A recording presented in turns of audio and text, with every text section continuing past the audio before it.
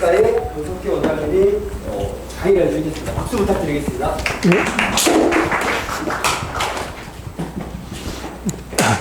예, 안녕하세요. 편하게 할게요.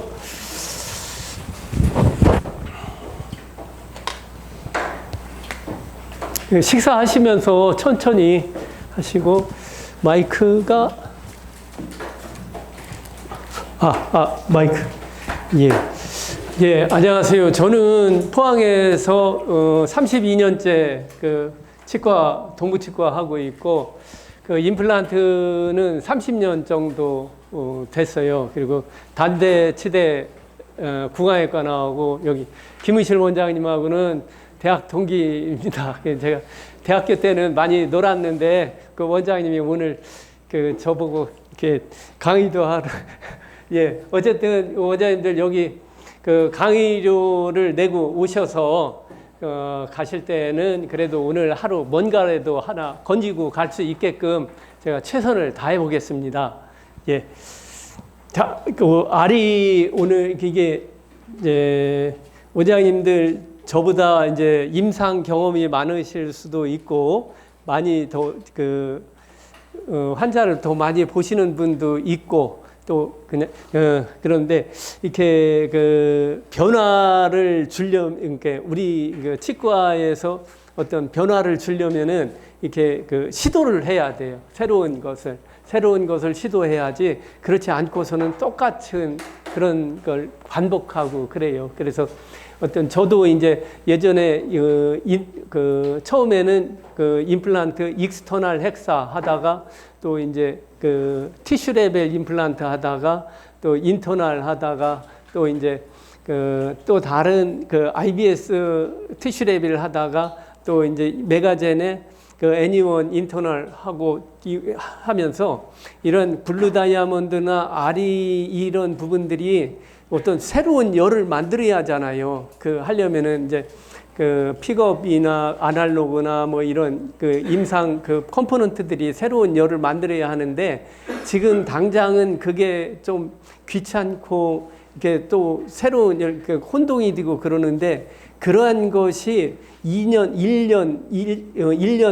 반, 2년 후에 나에게 커다란 변화를 일으키는 거. 그때 이걸 내가 도입하지 않았으면 어땠을까 하는 그런 걸 느끼실 거예요. 그래서 저도 그 블루 다이아몬드 그 미니 네로하고 블루 다이아몬드하고 아리하고 이렇게 하면서 또한 또 발치 즉시 임플란트를 또 많이 해요. 이런 변화를 주면서 어떤 새로운 시도를 하니까 계속 그 업그레이드 되고 제가 이제 32년 동안 그 치과 개업하고 그러면서 50대, 40대, 50대 초반에까지 이렇게 올라왔어요. 그러다가 좀 이렇게 꺾여다가 이런 시도를 하니까 다시 피크를 하더라고요. 그런 과정을 이렇게 겪더라고요. 그래서 오늘은 제가 이제 전치부, 구치부, 그 리치가 얇은데 하나 본 디펙트 있는 부위, 그런 부위 알이나 비디커프 이것을 적용하면은 이런 부위를 극복할 수 있고 제가 이제 임플란트를 약 30년 동안 하면서 저는 환자분들 임플란트 하면은 1년에 2번은 꼭 코를 해요. 코를 하는 건 파노라마 찍고 코를 해서 계속 그 변화를 이렇게 보는데 한 20년, 30년 이렇게 쓰면서 이렇게 보니까 제일 중요한 게 롱텀하게 쓰는 게 본 리접션이 없어야 한다는 거예요. 본 리접션이 없으면은 그냥 가죠. 그래서 제가 이제 환자분들 20년 전에 임플란트 하시고 오신 분들 이렇게 보면은 본 리접션이 거의 없어요. 그러면은 또 이렇게 20년 또 쓰게 해드릴 테니까 저희 계속 콜 하는 대로 잘 따라 달라고 그러면 환자분들은 많은 좀 감동을 받을 수가 있죠. 그래서 이러한 임플란트, 아리나 비디커프 이런 것들이 롱텀 석세스, 제로본 로스를 이루어 가지고 롱텀 석세스를 얻을 수가 있는 게 이게 많이 울리지 않아요? 괜찮아요?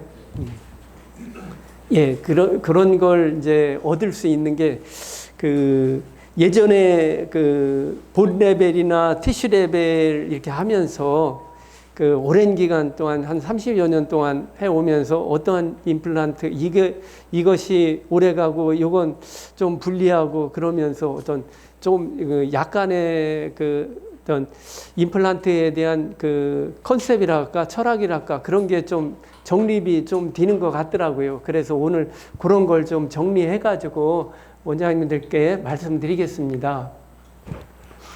아리 임플란트, 요 치아가 상실되기 전에는 이렇게 치아 주변에 알베올라 본이 잘 유지가 되고 있고, 치아가 소실됨에 따라 치아 주변에 알베올라 본들이 흡수돼 가지고 리치가 이렇게 얇아지죠. 그러면 이렇게 얇은 리치에다가 임플란트를 식립하려면은 기존의 임플란트는 이렇게 리치 오그멘테이션을 많이 해야 하고, 또한 요 부위만 해서는 안 되고 좀 더 풍요한 리치 오그멘테이션을 하고 여기에다가 차폐막을 해야 하고 또 소프트티슈 매니지를 해야 하는 그 원장님들에 따라서 테크닉 센시티브하고 오랜 GBR 수식이 좀 까다롭고 돈도 많이 들어가고 좀 힘들죠. 그런데 그러한 이런 세인한 리치 부위에 해결할 수 있는 게 아리 임플란트예요. 이건 이제 원장님들 하시는 분들도 있고 처음 접하시는 분들 있고, 그런데 이건 아리는 원피스예요. 일체형으로 베이지알본 쪽에 스레이드가 들어가고, 이런 세인한 부위는 이런 머신드 설페이스인 커프 부분이 담당해 가지고, 만약에 여기가 너무 꺼져 있다 그러면은 여기 같은 경우는 스레이드가 노출되어 있는 경우에는 오세오 인테그레이션이 일어나야죠. 거기에 오세오 인테그레이션이 일어나면 자가골이나 동종골을 해야겠죠. 그런데 여기는 머신드 설페이스로 오세오 인테그레이션을 필요로 하지 않기 때문에 그냥 합성골이나 이종골을 넣고 이렇게 하고 간단하게 그냥 이렇게 멤브레인도 하고 그렇게 덮으면 돼요. 그러면은 이 아래는 본 볼륨 히복술 없이도 수술 당일날 가능하고 3개월 후에 보철을 할 수가 있습니다. 이렇게 신리치 부위에 일체형 아리 임플란트를 식립하고, 아이고 죄송합니다. 제가 이쪽으로 아리 임플란트를 이렇게 식립하고 필요하다면은 여기 레비알 쪽이 좀 꺼져 있다 그러면은 이렇게 컨토리제이션은 오세오 인테그레이션을 요하지 않고 볼륨만 그냥 회복하는 그런 효과만 얻으면 되겠습니다. 아리의 기본 형태는 이렇게 일체형이고 위에는 익스터널 헥사예요. 기존의 임플란트 익스터널 헥사 보면은 이 헥사가 높이가 0.7, 여기가 평행해요. 그런데 아리는 여기가 1.65mm 좀 높죠. 그리고 각도가 10도 앵글로 10도 익스터널 커니컬 헥사 적용으로 어버트먼트와 강력한 결합을 제공합니다.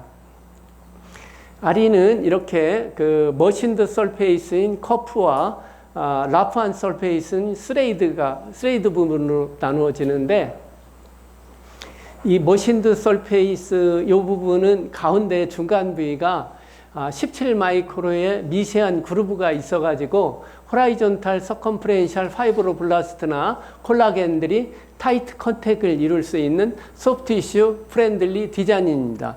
이게 파켓탭스로 작용하지 않을까 막 생각도 하고 고민도 하고 의아심도 갖고 그러는데, 제가 이걸 세컨 서저리 하면서 보니까 여기에 붙는 소프티슈 이런 부분들이 거의 본의 페리오스템이 엉기는 것처럼 그렇게 타이트하게 견고하게 붙어 있더라고요. 그래서 갈수록 감탄이었어요. 이 스레이드는 라프한 설페이스로 설페이스의 처리는 엑스피드로서 SLA 설페이스에 칼슘 이온을 코팅한 것으로 지금까지 설페이스 진화 과정에서 가장 진보된 설페이스입니다. 라프한 설페이스. 이것은 베이지알본에서 강한 골 고정력과 골 융합력을 얻습니다. 그리고 이러한 스레이드는 조직 깊숙이 들어가 있어서 부광 세균의 노출이 적습니다. 기존의 임플란트와 알이 이렇게 보면은 라프한 설페이스와 이 거리가 구강세균과 이 거리가 굉장히 여기는 짧은 반면 여기는 아주 깊숙이 들어가야 돼요. 그래서 이것이 매직 커프, 머신드 설페이스를 커프라고 그러고 구강세균의 노출이 적은 클린 앤 세이프 존이고 라프한 설페이스를 하방 깊숙이 기저골에 위치시킴으로써 구강세균에 노출될 가능성을 현저히 낮춰줍니다. 그냥 이거 지금 그 이론적인 거고요. 그냥 이게 그 원장님들 하시는 임상에 좀 도움이 되고자 이렇게 하고 있어요.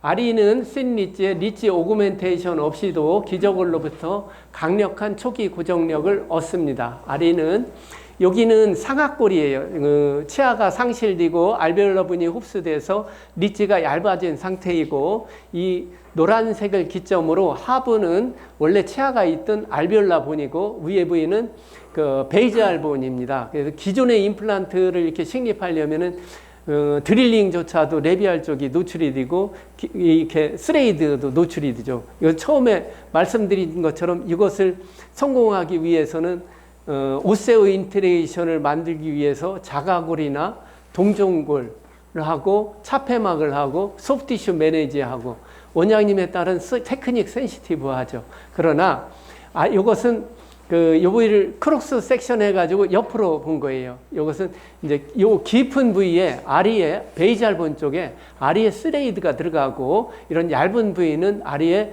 그 머신드 설페이스 부분이 담당해서 이런 부분은 만약에 많이 꺼져 있다 그러면은 그 합성골이나 이종골로 그 볼륨만 증강시키는 그 컨트리제이션만 하면 되겠습니다. 예, 요걸 아리의 그 어버트먼트가 머신드 설페이스는 어버트먼트가 길죠. 이 부위가 어떻게 오세오 인테그레이션이 안 되고 그 본과 소프티슈가 어떻게 이게 그 견딜까?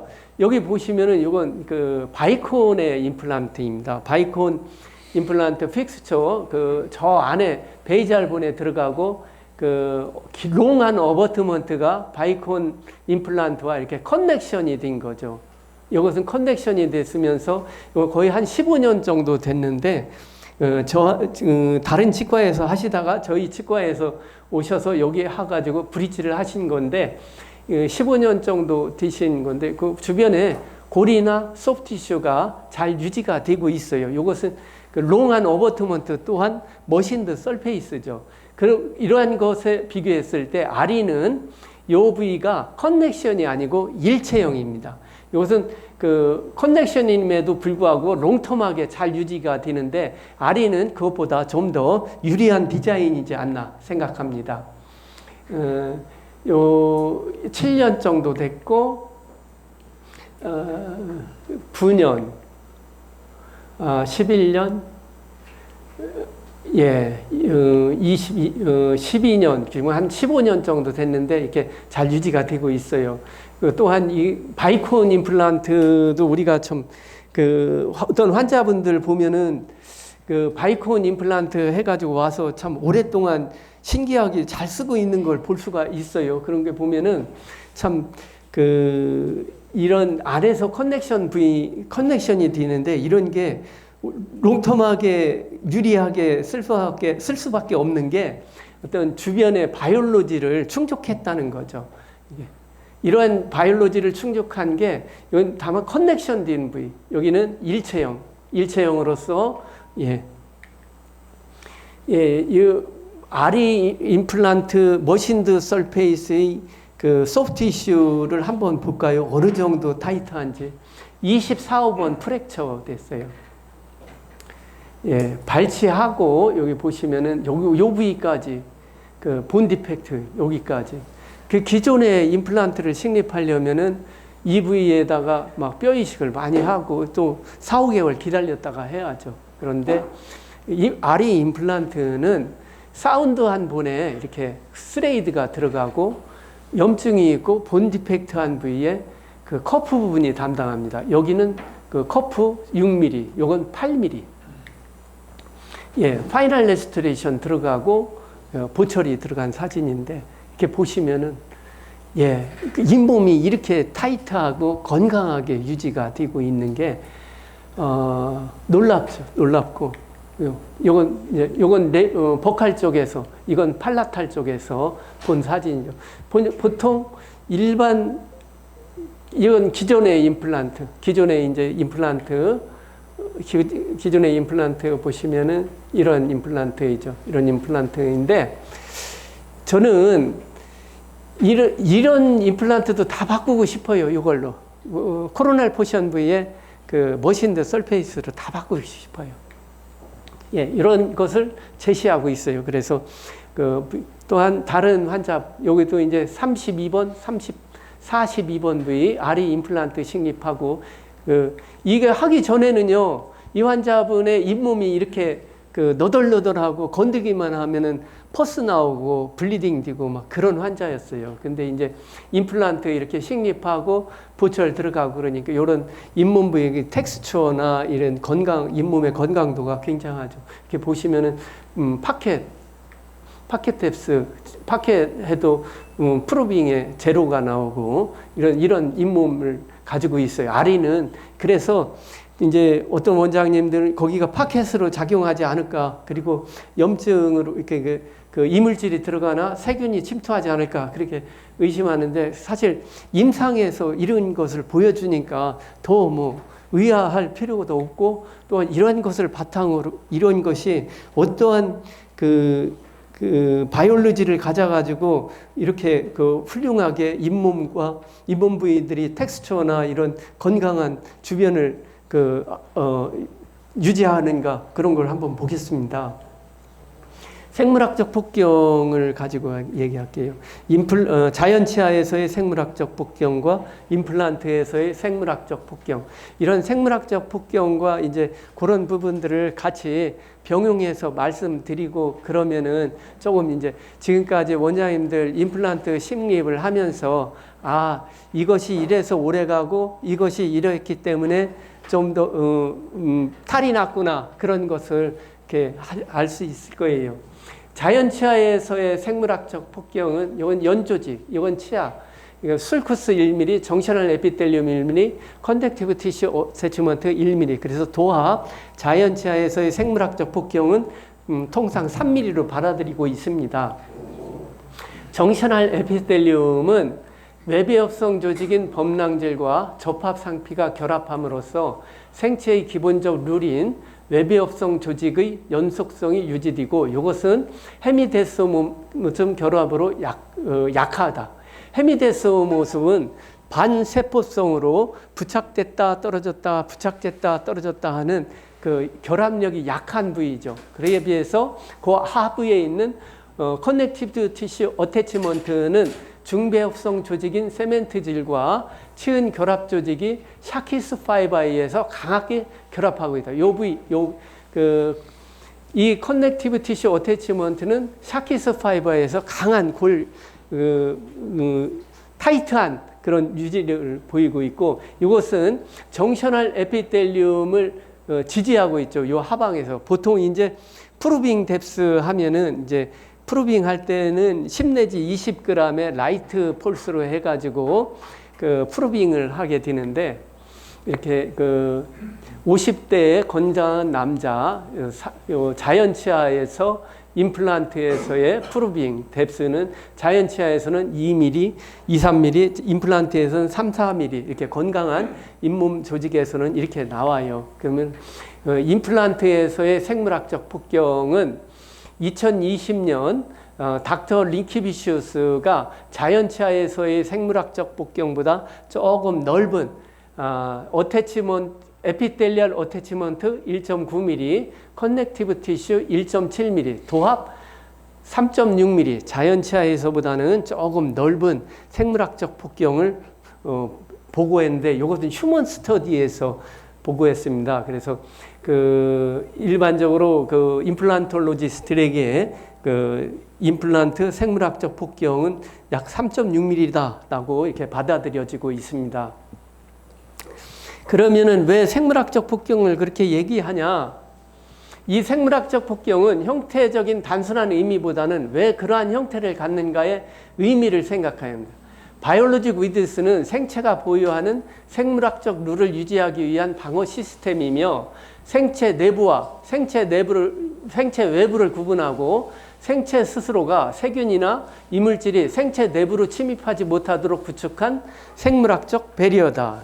지금까지 우리가 생물학적 폭경 막 자꾸 얘기하고 그러는데 그 이해가 안 될 수가 있어요. 그런데 이것은 그냥 단순하게 중세 시대나 조선 시대 때 적과 아군이 있으면은 아군이 우리가 성벽을 지키고 있고 적들이 저쪽에서 막 쳐들어오려고 하고 있어요. 그런데 우리가 그 성벽을 아주 높고 굳건하게 만들어 놓으면은 대포나 화살이나 뭐 이런 게 와도 굳건한 성벽이 그 적군들의 침투를 막을 수가 있어요. 그것처럼 이렇게 그 국왕 내에서 그 만들어진 성벽, 그게 바로 생물학적 폭경, 생체 외에 있는 세균이 생체 내로 침투하지 못하도록 만들어놓은 그 생물학적 그 폭경, 그게 바로 배리어라는 거예요. 그러니까 그 생물학적 폭경은 국왕 내에서 만들어진 그 성벽이다. 그 생체 외에 있는 세균이 생체 내로 침투하지 못하도록 만들어진 성벽이다. 이렇게 생각하시면 됩니다. 2014년 닥터 버비키는 임플란트가 들어가고 임플란트 어버트먼트의 길이에 따른 본 리접션과의 상관관계를 보고했습니다. 어버트먼트의 길이가 2mm 이하일 때는 본 리접션이 1.23mm, 2mm일 때는 1.03, 3mm일 때는 0.41mm, 어버트먼트의 길이가 4mm일 때는 0mm. 이건 뭐냐? 하악과 같이 소프티슈가 얇아가지고 임플란트를 EQ로 심게 되면은 어버트먼트의 길이가 짧죠. 그러면은 본 리접션이 1.23mm 해가지고 3.23mm. 또 2mm일 때는 이것이 뭐냐면은 그 생물학적 폭경을 만들려고 하는 거예요. 소프티슈가 얇으니까 소프티슈를 두껍게 만들어서 생물학적 폭경, 배리어를 만들어서 생체 외에 있는 세균이 생체 내로 들어오지 못하게 만들어 놓은, 그렇게 만들려고 하는 거예요. 그게 본을 녹여가지고 소프티슈를 만드는 거죠. 그런 게 바로 이렇게 그 아리나 비디커프의 머신드 설페이스의 그런 바이올로지하고 이렇게 같이 같은 길을 간다는 거죠. 이렇게 이것이 이렇게 더하면은 3.23mm, 3.03mm, 3.41mm, 4mm 이게 닥터 링키비슈스가 얘기한 임플란트에서의 생물학적 폭경 3.6mm를 향해서 가는 거죠. 하악과 같이 소프티슈가 얇은 경우에는 그 깊이에 식립하지 않으면 본 리접션이 필연적으로 와요. 상악과 같이 잇몸이 두꺼운 경우에는 2kg 식립하거나 약간 스프라로 해도 본 리접션이 안 오는 거죠. 왜냐? 어버트먼트의 길이가 충분하고 거기에 생물학적 폭경이 잘 유지가 되어 있기 때문에 그렇게 되는 거죠. 자, 씬 바이오타입. 잇몸이 얇을 때는 깊이 식립하라는 거예요. 잇몸이 얇을 때는 깊이 식립하고, 토마스 리키비슈스 등은 연주주기 두께가 2mm 이하인 경우 유의하게 골 흡수량이 많다고 보고했습니다. 임플란트에서도 생물학적 폭경을 이루기 위해 어느 정도 연주주기 두께가 필요하다. 이게 뭔 얘기냐? 하악과 같이 연주주기 두께가 얇아가지고 임플란트를 2kg 식립하게 되면은 골 흡수량이 많아. 이게 만들, 이게 본 리접션이 생겨요. 그게 뭐냐? 골을 녹여가지고 소프티슈를 만들어서 생물학적 폭경, 임플란트의 생물학적 폭경 3.6mm를 만들어서 생체 외에 있는 세균이 생체 내로 들어오지 못하도록 만들어 놓는 어떤 소프티슈, 그 배리어라는, 성벽이라는 겁니다. 예, 이 환자는 그 아리도 바이콘도 아니지만은 이렇게 본 깊숙이 임플란트를 식립하고 롱한 어버트먼트 4mm 이상의 어버트먼트를 이렇게 연결해 놨어요. 이런 경우는 닥터 버비키가 얘기한 어버트먼트의 길이 4mm가 넘을 때는 그 통계대로 보면은 본 리접션이 안 일어나죠. 이 환자분을 보는 원장님이 이 바이올로지에 대해서 이해를 하고 식립하고 어버트먼트를 연결했는가는 모르겠지만은 어쨌든 본 리접션은 일어나지 않을 거예요. 그러나 이렇게 비심미적이지 않게 그리고 푸드 인펙션이 되게 그렇게 만들어 놓은 건 좀 문제가 있죠. 야, 이제 30번대 임플란트. 30번대 임플란트는 20년 전에 식립한 임플란트입니다. 20년 전에는 보통 그 익스터널 헥사로 그 EQ로 임플란트를 식립하게 되죠. EQ로. 이니셜 스테빌리티를 얻기 위해서. 그러고 나서 보철물이 들어가고 1, 2년 상간에 여기 본 소스리제이션이 1 내지 2mm 생겨요. 왜냐? 이 부위가 소프트 티슈가 1, 2mm밖에 안 되니까 생물학적 폭경 3.6mm를 만들기 위해서 그만큼 1, 2mm 본 리접션을 만들어 가지고 소프트 티슈 두께를 확보를 하려고 그러는 거죠. 근데 이게 20년 전에 익스터널 헥사 할 때는 이 부위가 그 코로날 포션 부위가 머신드 설페이스이기 때문에 거기서 이제 생물학적 폭경이 확보되면서 거기서 본 리접션이 중단이 된 거죠. 그러나 이것이 코로날 포션이 라프한 설페이스다. 그러면은 생물학적 폭경을 확보하면서 스레이드가 노출되면서 플라그 아큐뮬레이션 되고 페리임플란타이티스가 진행되면서 그 스레이드를 따라서 페리임플란타이티스가 계속 진행이 되겠죠. 그러면서 페이라는 임플란트가 될 수가 있습니다. 자, 이 40번대 임플란트는 제가 32여 년간 임플란트를 식립하면서 얻은 답입니다. 하악과 같이 소프트 티슈가 얇은 경우에는 그 깊이 1 내지 2mm 깊이 식립해가지고 소프트 티슈 3 내지 4mm를 확보하는, 이건 닥터 버블리키가 얘기한 어버트먼트의 높이 3 내지 3mm를 확보하고 그 엠브레이셔 부위를 확보하고 보철의 에머전스 앵글 30도를 만들고 이렇게 하면은 저는 이렇게 하면서 이건 3, 40년 쓸 수 있는 임플란트다. 그러니까 임플란트를 식립할 때 내가 어떤 그 마음가짐이 중요해요. 이 임플란트를 식립할 때 5년이나 10년만 쓰게 할 건지 안 그러면은 2, 30년 아니 50년, 50년 그렇게 쓰게 할 건지 내 마음속에 어떤 컨셉이나 임플란트에 대한 철학을 가지고 이렇게 임플란트를 식립을 해야 이것이 롱텀하게 가고 또 환자분들한테 어떤 20년, 30년 쓰게 하는 임플란트인데 어떻게 환자분들한테 100만 원도 안 되는 덤핑과 그런 저수가를 할 수가 있겠어요. 저는 이렇게 임플란트를 식립하면서 거의 이제 어느 정도 이제 예전에 이런 바이올로지나 어떤 소프트티슈의 어떤 그런 개념을 생각을 안 했을 때 임플란트를 식립하고 그런 게 참 다행히도 시간이 흘러 20년이 지나서 이렇게 와 있다는 너무나도 감사하고 정말 예?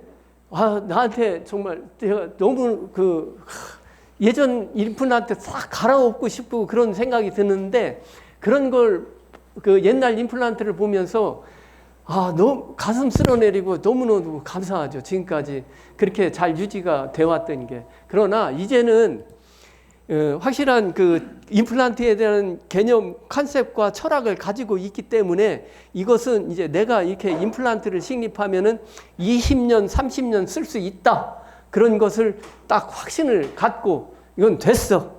그리고 환자분도 가실 때 좋고 저도 그리고 롱텀하게 환자분도 문제없이 쓸 수 있고 나도 스트레스 안 받고 그런 게 장기적으로 내 치과를 풍성하게 해주고 그런 환자분들이 다른 환자분들 또 손에 손잡고 그렇게 오는 그런 경우가 되는 겁니다. 그리고 오늘의 한 케이스만 가벼운 것보다는 한 20년, 30년을 생각하시고 임플란트를 식립하는 그런 마음가짐을 가지고 하십시오.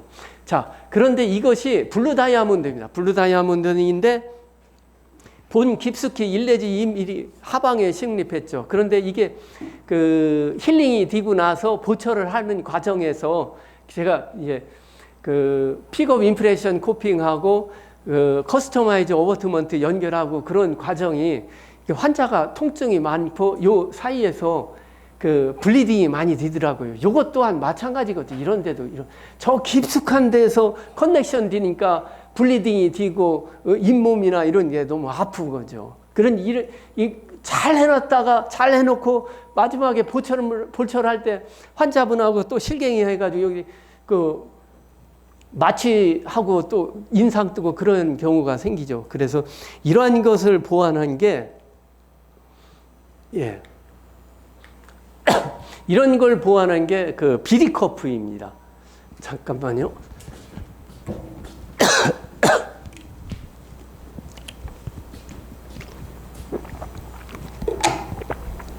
이 비디커프, 기존의 블루 다이아몬드 같은 경우는 롱텀하게 소프티슈를 확보하고 그러는데 이렇게 여기가 커넥션 되는 부위죠. 그러면 여기서 커넥션 되려면은 픽업 인프레션 코핑이나 커스터마이즈 오버트먼트 할 때 여기서 그 소프티슈도 엔게이지 되고 그러니까 막 그 연결하고 뺐다 꼈다 하면서 통증이 많은 거죠. 그런데 지금은 커넥션 되는 부위가 이 소프티슈 크레스트 요 부위에서 생기는 거죠. 그러니까 픽업 인프레션 코핑이나 커스터마이즈 오버트먼트나 그 뺐다 꼈다 할 때 너무 편하게 할 수가 있어요.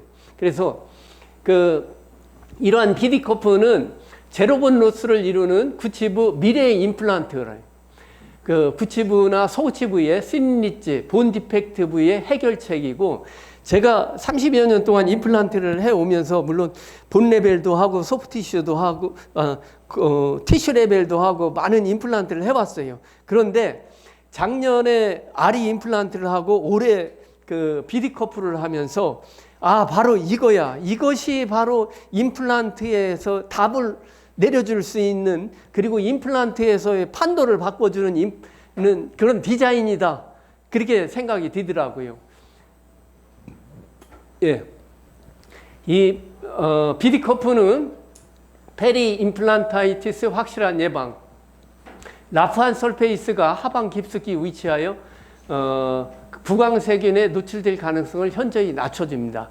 그리고 머신 설페이스 부분은 여기도 칼슘 이온 코팅을 했어요. 그래가지고 이런 칼슘 이온 코팅을 하고 여기에 약간의 17 마이크로의 스레이드가 그루브가 있어가지고 호라이존탈 서컴프렌셜 파이브로블라스트나 콜라겐들이 타이트하게 컨택할 수 있는 소프티슈 프렌들리 디자인입니다. 그리고 이 하부는 치조골이 일부만 존재해도 강한 골 융합력과 안정성을 확보할 수가 있습니다. 보통 이렇게 구치부 치아가 발거디고 알베오라 본이 흡수되면은 대부분 이렇게 리지가 얇아지죠. 얇아지면은 과거에 이제 기존의 임플란트를 하려면은 본 깊숙이 식립하든가 안 그러면 리지 오그멘테이션을 하든가 여기를 또 안 그러면 플래트닝을 하든가 근데 이렇게 이런 씬리지 이런 부위 이렇게 표현이 되죠. 그러면은 이렇게 식립하게 되면은 반드시 이렇게 레비얼 쪽에 본 오그멘테이션을 해야 하죠. 이런 게 해도 이게 살아날 수 있겠어요? 우리가 한 3, 4년 지나서 여기 보면은 스레이드 다 노출이 돼 있어요. 예, 그리고 이렇게 이제 본 오그멘테이션 하기 싫으니까 또 이제 깊이 식립하게 되면 이게 카날이 걸리죠, 카날이. 그래서 깊이 식립하지도 않고 이러한 C난 부위를 커버할 수 있는 임플란트가 바로 비디커프입니다. 스레이드는 본 하우징을 충분히 다 해요. 브레네막이 얘기한 2mm, 스레이드 주변에 2mm는 있어야 본 리접션이 안 일어나는데, 요 부위가 2mm, 요 소프티슈가 2mm, 그러면 4mm. 그러니까, 토마스 링케비슈스가 얘기한 임플란트에서의 생물학적 폭경은 그냥 자동으로 얻어져요. 내가 생물학적 폭경 소프티슈를 뭐 이렇게 일부러 만들고 뭐 그런 걸 떠나가지고 이러한 머신드 설페이스가 여기가 이제 소프티슈 영역이죠. 그러니까 3 내지 4mm 자동적으로 어버트먼트의 길이가 그렇게 되는 거예요. 그러니까 닥터 버비시가 얘기한 어버트먼트의 길이 3 내지 3mm면은 본 리접션이 일어나지 않는 거죠. 그러니까 이것은 내가 30년 동안 해왔으니까 해보니까 이놈이 답이더라고요.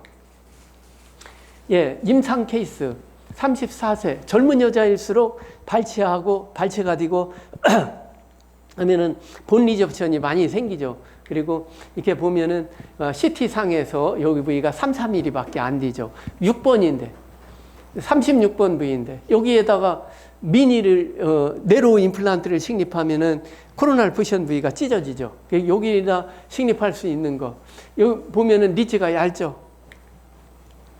드릴링 하게 되면은 링구알 쪽은 살아남고 버칼 쪽은 다 노출이 되죠. 이게 2mm 그 드릴 그 가이드 핀인데 2mm만 해도 여기까지 노출이 되는데 드릴링 4mm까지 하면은 요 부위까지 더 많이 노출이 되겠죠. 이런 부위를 예전에 임플란트를 하려면은 임플란트를 이렇게 식립하고 여기다 리치 오그멘테이션을 하는, 리치 오그멘테이션 해도 본 흡수는 필연적으로 와요. 왜냐? 소프트 티슈가 얇기 때문에. 그런데 이런 부위에 해결할 수 있는 임플란트 BD 커프 직경 4.4에 스레이드 7mm, 커프 2mm, 이 부위를 이 커프 2mm가 담당한다는 거예요. 리구알 쪽은 약간 잠기게, 버칼 쪽은 다 노출된, 괜찮아요. 이건 다 머신드 설페이스, 수초하고, 네, 힐링 어버트먼트 연결하고, 여기 보면은 여기가 예전에 블루 다이아몬드 롱텀하게 본 리접션이 아니게 3, 40년 되게 하려고 했을 때 요 부위까지 식립을 했죠. 그런데 거기까지 식립을 하니까 픽업 인프레션 코핑이나 커스터마이즈 어버트먼트랑 이렇게 연결하고 뺐다 꼈다 할 때 블리딩이 되고 환자가 통증을 많이 호소하죠.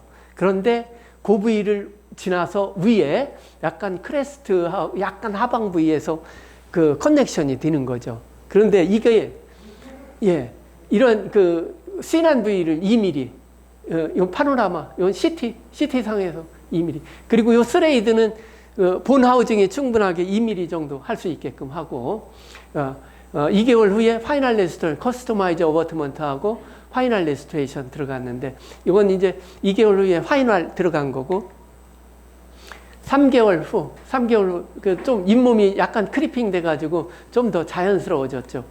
예, 그렇게 식립해도 좋아요. 예, 파노라마와 CT 이렇게. 그래서 요즘은 예전에는 블루 다이아몬드를 깊이 식립하고 이건 이제 괜찮아 롱텀하게 갈 거야. 그런데 한편으로는 불안한 게 그 보철할 때 픽업 인프레션 코핑하고 커스터마이즈 오버트먼트 할 때 환자가 통증을 호소하고 그런 게 걱정이 되더라고요. 그런데 이제 그런 게 없습니다. 자, 75세 여자 주 44번, 46번 부위 그 결손 부위 복부를 원하고 이런 부위는 다 이제 그 BD 블루 다이아몬드고 전치부는 다 거의 다 알이에요, 알이. 근데 이제 이런 패스나 이런 부분들이 정말 수술하고 나서 정말 마스터피스 작품처럼 나오게 하려면은 좀 이제 제가 조금 이따 얘기하는 그런 걸 이렇게 하시면은 정말 내 작품이 만들어져요. 44번은 알이, 46번은 BD 커프를 식립하려고 합니다. 이렇게 식립하기 전에 이거 발치가 되고 오랜 기간이 지나면서 리치가 흡수되고 C난 리치죠, 당연히. 이 플랩을 제끼고 리치가 얇죠. 예, 디렉션 인디케이터 꽂고 파노라마 CT 찍어서 섹션에서 방향과 길이를 확인하고, 예, 드릴링 하니까 이 본 디펙트가 많죠, 이렇게. 이런 부위에 기존에 임플란트 하려면 저 깊숙이 식립해야죠. 힘들어요. 자, 이 보면은 여기가 C난 부위예요, C난 부위. 얇은 부위. 얇은 부위에 44번은 R이 직경 4.0에 스레이드 9mm, 커프는 머신드 설페이스, 커프 4mm. 46번 부위는 BD 커프, 직경 4.1에 부 2, 커프 2를 이렇게. 예. 요런 부위에 좀 얇다 생각되면은 소프티슈를 증강하기 위한 오식스 블루맥스를 좀 보강하시면 되고, 오식스 블루맥스를 꼭 준비해서 소프티슈가 좀 얇다 싶으면은 요것을 거기다 덮어주시면 되겠습니다. 그리고 이렇게 수처하고, 예, 임플란트 식립하고 파노라마와 CT. 이게 여기 스레이드 밑에 있고 위에 커프 4mm, 커프 2mm, C난 부위에 4mm, 2mm가 커버를 하죠. 그리고 2달 후에 픽업 인상 떠가지고, 픽업 인상 뜰 때 예전 같으면은 커프 있기 전에는 저 안에서, 그렇죠, 잘 보이지도 않고 블리딩이 됐었죠. 그런데 지금은 요 위에서 바로 해도, 예, 이 수술하기 전에는 이 리치 상태가 굉장히 얇은데 폭도 넓어지고 아주 심미적으로도 괜찮은 그런 임플란트. 그리고 이런 데는, 예, 엠브레이셔 부위 꼭 만들어 주세요. 저는 오래전에 이게 한때는 또 엠브레이셔 부위를 안 만들었었어요. 환자가 음식물 끼고 귀찮다고 그래. 그래도 이제 지금은, 아이고 네가 그렇게 얘기하니까 내가 완전히 그냥 닫아줄게. 그렇게 해서 귀찮아서 닫아주는데, 지금에 와서는 치과 의사로서 20, 30년 쓰게 하려면은 그렇게 하면 안 되고, 이렇게 엠브레이셔 부위와 프록사 브러쉬가 왔다 갔다 청소할 수 있게끔 환자분을 잘 설득해가지고 이렇게 그렇게 엠브레이셔 부위와 이런 오랄 하이진이 잘 유지가 될 수 있도록 그런 디자인을 해주셔야겠어요. 예, 수술하기 전에 파노라마, 그리고 이런 얇은 부위죠. 그리고 파이널 레스토레이션이 들어가서 이렇게 얇은 부위는 커프 부분이 씬 리치, 여기도 커프 부분이 담당합니다. 이 환자분은 69세 여자, 전신적으로 건강하고, 이쪽에 예전에 한 15년 전에 임플란트를 했어요. 그런데 이제 임플란트 괜찮으니까 이쪽도 하고 싶다. 왜냐? 하악구치부가 발거든이 오래되고 니치가 너무 얇아지고 계속 이렇게 있으면 더 얇아질 것 같으니까 좀 여기 좀 해달라. 그래서 하악구치부 브릿지 제거 후에 비디커프, 리치 오그멘테이션을 계획했습니다. 예, 이 보철물 제거하고, 이렇게 보시면은 측면에서 보면은 이렇게 너무 얇아요. 그리고 보철물 제거하면 썩고, 여기 교환면에서 보면은 이렇게 얇아요. 이것을 인시전하면은, 인시전에서 플랩을 제끼니까 원래 이제 45번, 47번 식립하기로 했는데 45번이 너무 씬하죠. 저 안에까지. 그래서 46번 부위는 요 부위까지만 씬해가지고 6, 7번 임플란트 계획했습니다. 디렉션 인디케이터 꽂고 파노라마와 CT 찍어서 확인하고, 예. 여기 리치의 씬한 부위가 어디까지 가냐면은 여기 이렇게 엄청 얇죠. 이런 부위에 기존의 임플란트 식립하려면은 어디까지 들어가야겠어요? 엄청나게 깊이 들어가야죠.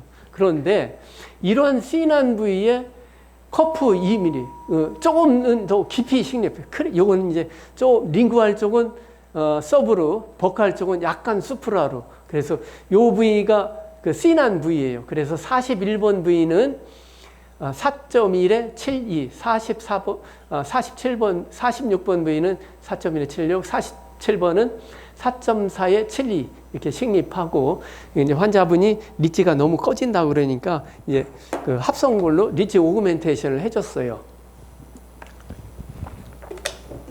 하고 수처를 했는데 죄송스럽게도 그걸 제가 좀 급해가지고 사진이 없어요. 그 사진은 없는데 파노라마와 CT에서 보면은, 예, 이렇게 임플란트를 식립하고, 여기는 47번 부위는 발치와이기 때문에 본 디펙트 부위는 그냥 자가하고 동종골이나 이런 골을 넣어놓으면 되죠. 근데 이 부위는 이렇게 허옇게 된 거, 이것이 합성골로 이렇게 보강을 하고 멤브레인을 해준 그런 사진이에요. 그래서 BD 커프는 이런 씬 리치나 저 원장님 여기 물 하나 갖다 주세요.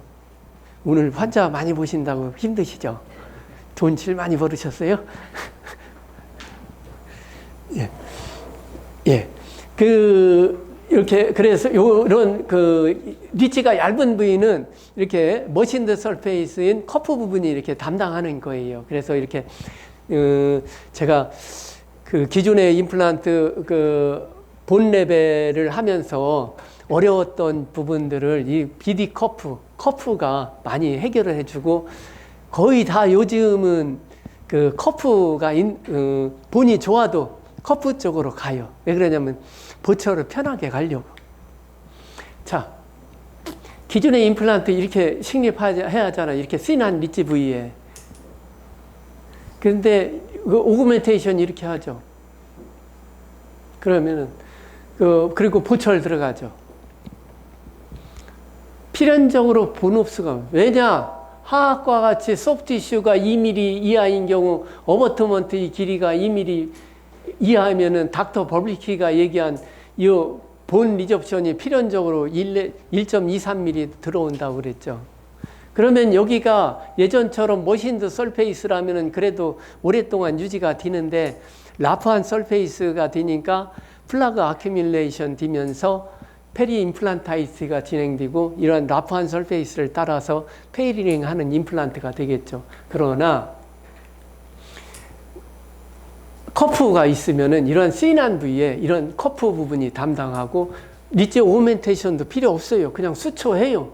수초하면은 닥터 버블키가 얘기한 소프티슈 2mm, 머신드 설페이스 2mm 이미 3mm가 3 내지 4mm가 확보가 되기 때문에 본 리접션이 안 일어나는 거죠. 이르기에 바로 20년, 30년 쓸 수 있는 임플란트라는 거예요. 이게 어렵지 않게 할 수 있는 임플란트. 그래서 제가 임플란트의 세계 판도를 바꿔줄 임플란트가 아리와 비디커프라고 생각합니다. 그래서 비디커프는 원천적으로 그룹스를 차단하여 제로분 로스를 이룬다. 기존의 임플란트는 원천적으로 그룹스 차단이 안 되고 깊이 식립해야 하잖아요. 깊이 식립하면은 픽업 인프레션 코핑하고 어버트먼트 연결하고 그런 과정에서 블리딩이 되고 또 너무 환자분이 통증을 호소하면은 마취를 해야 하고 그러잖아요. 근데 이놈은 그게 없어요. 그게. 얇은 진제바에서 제로본 로스를 위한 임플란트. 기존 임플란트는 이렇게 본 로스가 발생하고 비디커프는 본 로스가 최소. 예, 토마스 리케비우스 교수는 그의 저서에 제로본 로스 컨셉을 책에 이렇게 썼습니다. 소프티슈의 두께가 4mm 이상이다. 그럴 때는 임플란트를 크레스탈 포지션, 4mm보다 적다. 그럴 때는 서브 크레스트로 식립해야 하고, 만약에 어쩔 수 없이 크레스탈 포지션에 식립해야 하는 경우가 있잖아요. 그럴 경우에 소프티슈가 얇다. 그러면은 이것을 본 리접션을 만들지 않기 위해서는 진지발 그라프트, CT 그라프트나 프리 진지발 그라프트를 하라는 거예요. 그래야 소프티슈가 4mm 이렇게 되고 본 리접션이 안 오는 제로본 로스가, 이게 바로 롱텀하게. 그래서 이것을 보완하는 게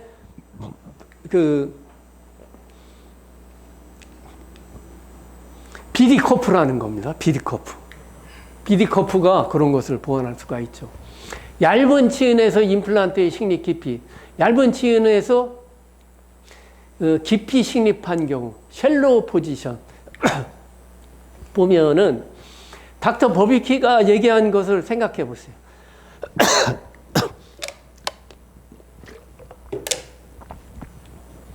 자, 트랜스 뮤코살 컴포넌트가 어버트먼트에 제한이 되어 있어요. 이게 어버트먼트가 3 내지 4mm로 트랜스 뮤코살 컴포넌트, 이게 이제 생물학적 폭경이라고 생각하시면 됩니다. 그러면은 이것은 생물학적 폭경이 어버트먼트에만 국한이 되죠. 깊게 식립한 경우. 그런데 깊게 식립하지 않고 얇게 식립한 경우에는 어버트먼트의 높이가 2mm밖에 안 돼. 그러면은 트랜스뮤코살 컴포넌트가 어버트먼트와 임플란트가 같이 되는 거죠. 그러면서 이게 3 내지 4mm를 만드는 게 이 임플란트의 스레이드까지 포함을 시키는 거죠. 이렇게 본 리접션이 필연적으로 와가지고. 얇은 치은과 두꺼운 치은에서의 식립 깊이. 얇은 치은에서는 깊이 식립하고 두꺼운 치은에서는 그 셜로 포지션. 그래야 얇은 치은에서 깊이 1 내지 2mm 서브크레스탈로 위치시켜야 어버트먼트의 길이가 3 내지 4mm. 요거 소프티슈가 두꺼우면은 그냥 EQ나 스프라로 약간 심어도 어버트먼트의 길이가 3 내지 4mm가 되니까 닥터 버블리키가 얘기한 4mm 이상 되면은 본 리접션이 일어나지 않는다고 그런 것을 데이터로 보고했죠. 그런 거예요, 그거. 그래서 이러한 것이 임플란트의 롱텀 석세스를 위한 제로본 로스 컨셉이라는 겁니다. 실패하는 임플란트는 이렇게 셜로 포지션 임플란트, 그냥 하악과와 같이 소프티슈가 얇은데 이니셜 스테빌리티를만 생각해가지고 EQ로 임플란트를 식립하게 되면은 어버트먼트의 길이가 짧아지고 쇼트 진지발 칼라, 이건 악순환이에요, 악순환. 이것은 안 돼. 다시 해야 돼. 그러면은 오버 컨투어 되죠. 그리고 엘브레이셔가 없어지고 그러면서 페일링하는 임플란트가 되는 겁니다. 이렇게. 그래서 이런 것을 원천적으로 차단하는 게 비디커프예요. 비디커프를 식립하면 크레스트 식립하고 그래서 충분한 바이올로직 위드스를 확보해 가지고 본 리접션을 없애게 되는 거죠. 야, 이제는 이제 비디커프 했죠. 이제 아리에 대해서 말씀드리겠습니다. 아리, 여기서 원장님들께서 아리를 하시는 분도 있고 또 아리를 처음 접하시는 분들도 있고 그러는데 저도 처음 접할 때 많이 혼동이 되고 이놈이 롱텀하게 갈 수 있을까? 그렇게 의심이 갔는데 저희 그 사부 그 박광호 원장님이 4년 전부터 해오시면서 이런 씬 리치 부분에 그 아리 임플란트를 많이 식립하면서 씬한 부분을 극복할 수 있는 그런 솔루션을 줘가지고 저도 작년부터 해왔는데 무진장 많이 했어요. 자, 스레이드의 직경과 길이, 커프의 길이, 드릴링 뎁스. 아리의 스레이드의 직경은 3.5, 4.0, 4.5 이렇게 나가고 스레이드 길이는 9mm, 7mm, 6mm. 커프는 씬 리치 길이에 따라서 4mm, 6mm, 8mm 이렇게 많이 복잡하게 있어요. 하시는 원장님들은 별로 복잡한 걸 모르시겠지만은 처음 접하시는 분들은 뭐 이리 복잡하게 커프 길이, 뭐 스레이드 길이 뭐 이렇게 많이 있어. 그런데 복잡할 거 없어요. 제가 주로 쓰는 건 이 스레이드 직경 3.5나 4.0에 스레이드 길이 9mm, 커프 6mm를 주로 써요. 그러면은 그 드릴링 길이는 요 검은색 상단 부위가 15mm, 하단 부위가 13mm 여기까지 드릴링 하는데 본의 상황이 괜찮다. 본의 상황이 괜찮다. 그러면은 커프 4mm. 본의 상황이 씬 리치가 좀 길다. 그러면은 커프 8mm로 가는데 스레이드를 7mm로 이렇게 해주면 돼. 해줘요. 드릴링 가이드 보면은 렌스 드릴도 정말 굉장해요. 일반 임플란트에서 렌스 드릴은 직경이 2.0이잖아요. 그런데 여기는 직경이 1.2mm예요. 그래서 씬한 리치 부위도 아주 포인트로 딱 들어갈 수 있어요. 요놈이 드릴링을 할 때는 양쪽의 코티칼본과 중앙의 칸셀로스 본을 딱 중앙으로 아주 무리 없이 그냥 파고 들어갈 수 있게끔 해줬어요. 그리고 2.5mm 그 린덴만 드릴, 이것은 2.5mm 린덴만 드릴은 방향과 그 위치를 약간 변경할 수 있는 게 옆에 톱날 같은 날이 있어가지고 그것을 좀 수정 변경할 수 있어요. 프로파일 직경 2.5, 2.9, 3.3, 3.6 드릴이 있습니다. 아리 임플란트를 할 때는 리치가 씬하기 때문에 요즘 미니멀 인베시브 해가지고 리치를 거의 제끼지 않고 그냥 하시는데 아리는 가능하면은 리치를 다 제껴서 리치 컨투어를 확인을 하면서 육안으로 확인하면서 드릴링을 하십시오. 그리고 이런 커프의 길이를 측정할 때에는 본 캘리퍼로 치조골 두께 5mm, 여기가 5mm인 지점이 씬 리지 높이 6mm가 측정한다. 측정된 높이가 커프의 하이트입니다. 요 부위가 커프가 들어가고 요 안에 그 스레이드가 9mm 들어가서 커프 6mm, 스레이드 9mm 합해서 토탈 15mm 해가지고 그 드릴링 요 위에는 15mm, 하단은 13mm, 15mm까지 그렇게 드릴링을 하시면 됩니다. 임상 케이스를 보면서 말씀드리겠습니다. 23번 모빌리티와 페인이 있고 파노라마를 보시면은 페리에피칼 쪽에 좀 리전이 있고 그렇죠.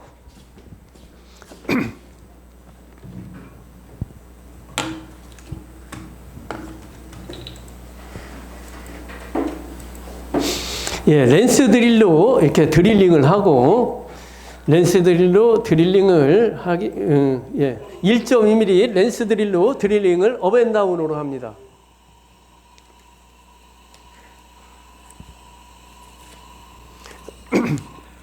업앤다운 하고 예, 렌스 드릴을 꽂고 디렉션 인디케이터를 이용해서 디렉션 인디케이터 꽂고 엑스레이 테이킹에서 아리가 식립될 패스와 뎁스를 확인합니다. 이렇게 디렉션 인디케이터 꽂고 파노라마와 CT를 찍어서 각 부위별로 섹션을 해가지고 이렇게 방향과 길이를 측정하세요. 23번 부위는 발치한 부위라 본 디펙트가 커가지고 스레이드 9mm, 커프 6mm. 그래서 23번은 직경 4.0에 96.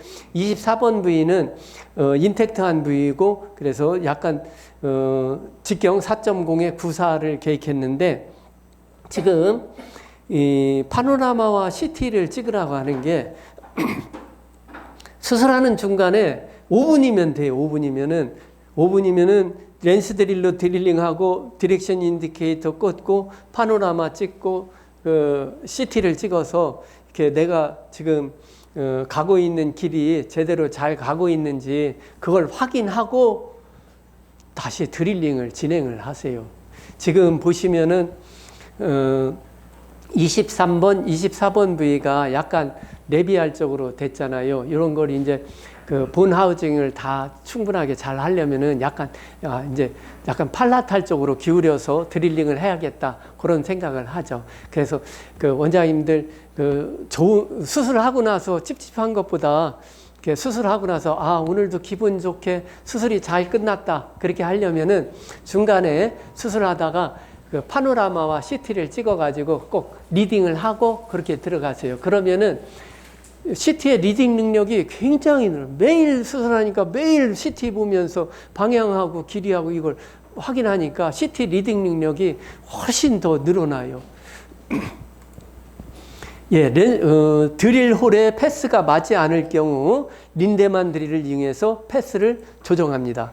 이렇게 린데만 드릴을 이용해서 업앤다운 이제 팔라탈 쪽으로 약간 기울여서 해야겠죠.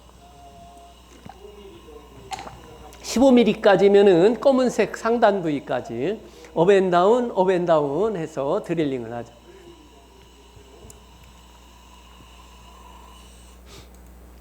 예, 그리고 본 그 간섭이 있을 경우 프로파일 드릴을 쓰고 그리고 2.5 드릴 보시면은 예, 24번 94라고 그랬죠. 4mm 커프. 그러니까 검은색 하단 부위까지 드릴링, 13mm까지 드릴링을 하고 다음 직경 2.9mm 드릴링, 23번 부위는 15mm까지 드릴링, 검은색 상단 부위, 업앤다운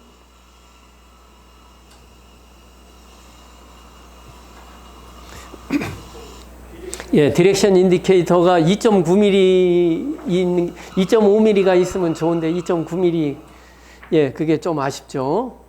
그리고 23, 4번 직경 3.3mm 드릴링하고 업앤다운으로 드릴링하고 이렇게 플랩을 많이 제낄 것도 없어요. 신한 부위까지만 제끼면 돼요.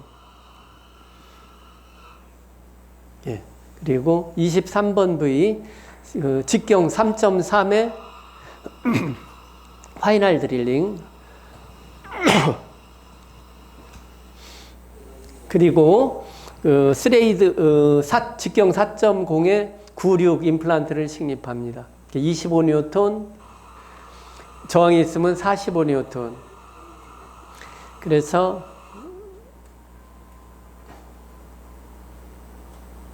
24번 부위는 골질이 단단해서 파이널 드릴을 3.6mm까지 써요.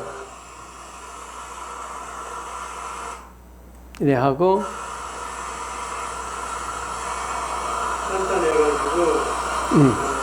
예, 24번 부위는 직경 4.0에 94를 식립하고 이렇게 25뉴턴 하다가 저항이 있으면은 45뉴턴으로 하는데 이게 이제 매뉴얼이나 이런 예전에 헥사 탑의 위치를 얘기하는데 예전에는 자 여기 보시면은 본 크레스트 저항이 있으면 렌치로 이렇게 다시 또 조이는데 본의 크레스트 부분을 예전에는 여기까지 하라고 그랬어요.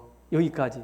근데 매뉴얼대로 이렇게 하고 그러니까 나중에 보철할 때나 이렇게 할 때 좀 안 좋더라고요. 그래서 여러분 제가 해보니까 이 헥사탑의 위치가 본 크레스트로 오게 그렇게 해야 인상 뜨고 보철물 들어가고 그래야 그럴 때 심미적으로 괜찮더라고요. 그래서 꼭 좀 더 깊이 넣는다 생각하세요. 본 크레스트 예전에는 이 커넥션 되는 마운트와 픽스처가 커넥션 되는 부위를 본 크레스트까지 하라고 그랬는데 그래 하지 마시고 한 1.5mm 더 하방으로 식립하시면은 나중에 보철할 때 심미적으로 훨씬 더 유리해요.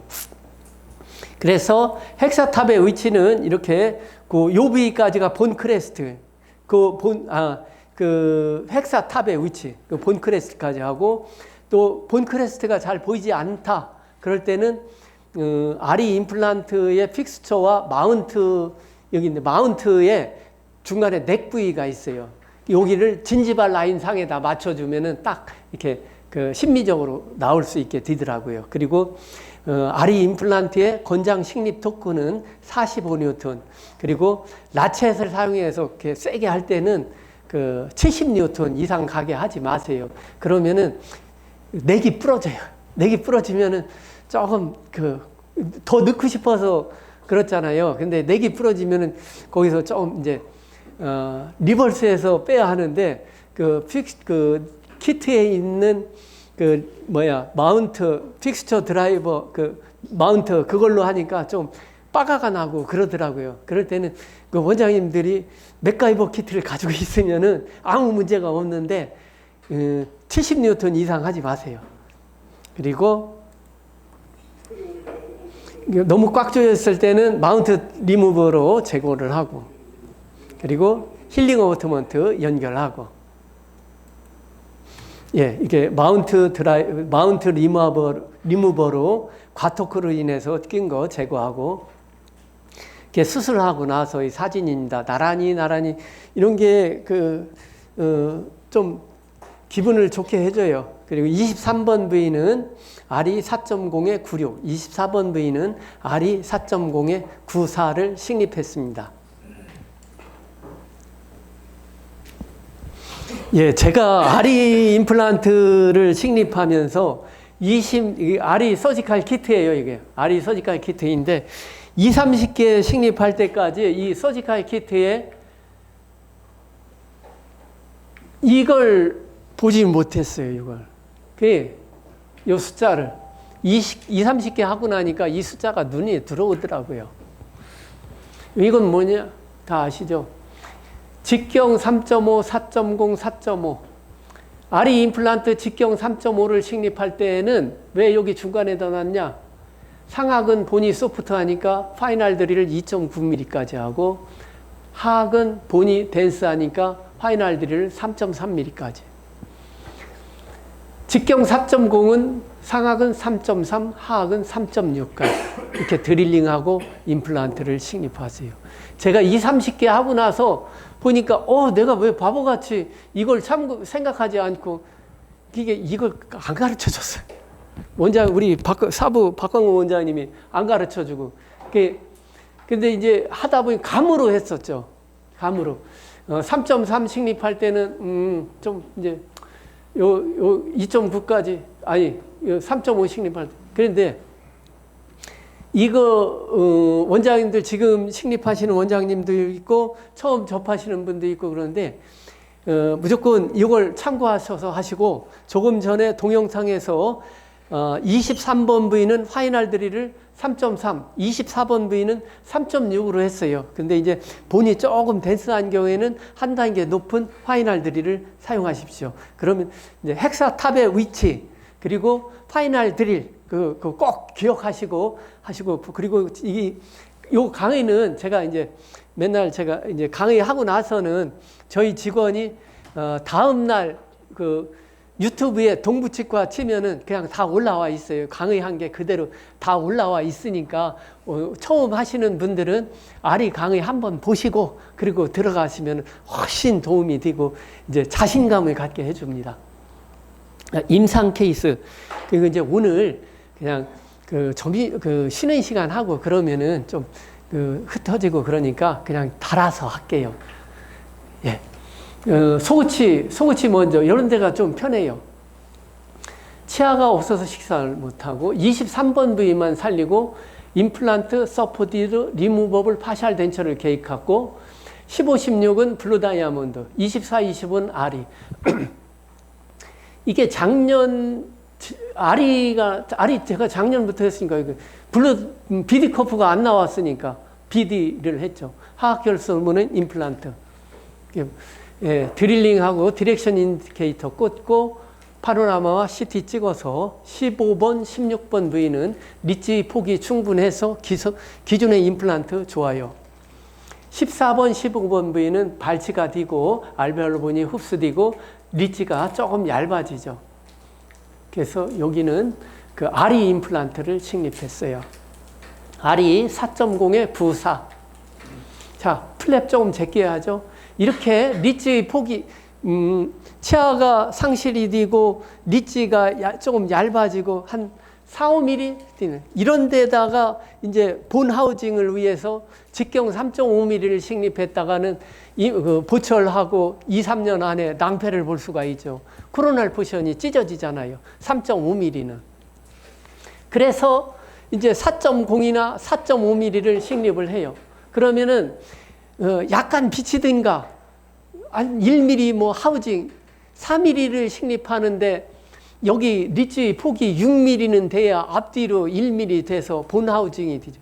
그거요, 로딩하고 그러면 2, 3년 내에 스레이드 많이 흡수되고, 그 스레이드가 비쳐요. 비치게 되면 안, 그래서 이런 부위를 해결할 수 있는 게, 닥터 브레너막이 임플란트 식립하고 주변에 골은 2mm 이상 돼야 한다. 자, 그러한 리치가 4, 5mm 되는 이런 높이 4mm 정도 되는 부위, 이런 부위를 아리의 커프 부분이 담당하는 거예요. 그러면서 이런 본 리접션도 없고, 본 리접션은 아까 생물학적 폭경 4mm 이렇게 되면은 본 리접션이 일어나지 않는다고 그랬죠. 이렇게 생물학적 폭경 4mm는 생체 외에 있는 세균이 생체 내로 침투하지 못하도록 만들어주는 생물학적 배리어, 성벽이다. 이런 부위에 아리가 기가 막히게 적용이 되는 거예요. 초기 고정 잘 나와. 초기 고정 잘 나오면 그냥 저는 임시치아 바로 다 해줘요. 임시치아 이렇게. 임시치아 해주고 그냥 집에 가시고. 이거는 리무버블 파샬 덴처인데 그냥 임시차 해줬죠.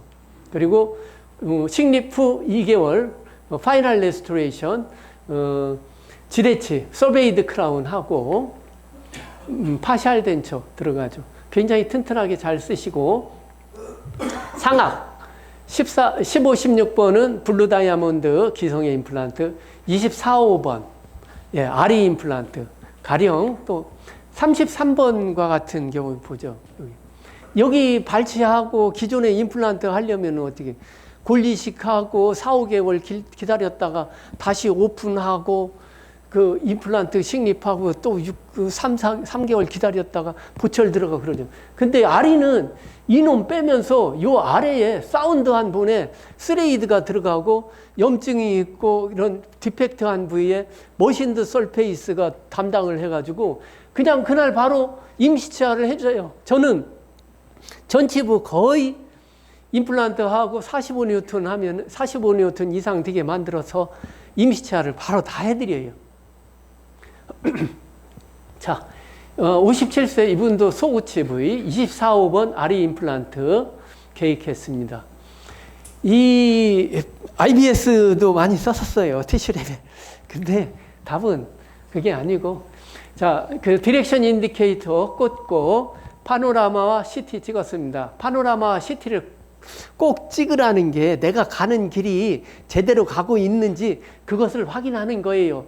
이게 보시면은 약간 팔라탈 쪽으로 가 있죠. 이렇게 되면은 팔라탈 쪽에서 좀 노출이 될 수가 있겠죠. 그러면은 여기는 약간 레비알 쪽으로 꺾어가지고 린덴만 드릴링을 해야겠다 생각하고 예, 임플란트 식립하고 24번 부위는 3.5에 96, 25번은 3.5에 94 파이널 레스토레이션 잘 예, 이렇게 깨끗하게 돼요. 잇몸이 하악의 소우치 부위 마지막 케이스 65세 전신적으로 건강하고 43번 47번 부위 모빌리티 있고 페인 아주 오래된 보철물 하악 구치부에 아리를 적용한 거예요. 이거 제거하고 디렉션 인디케이터 꽂고 파노라마 찍고 CT 파노라마 CT 찍고 각 부위별로 섹션을 했죠. 여기는 발치한 부위라 괜찮은데 46번 부위하고 44번 부위 44번 부위는 여기 리지 폭이 3, 4mm로 막 14mm 막 이렇게 13mm 막 들어가요. 여기 엄청 이게 1.2mm인데 이렇게 들어가요.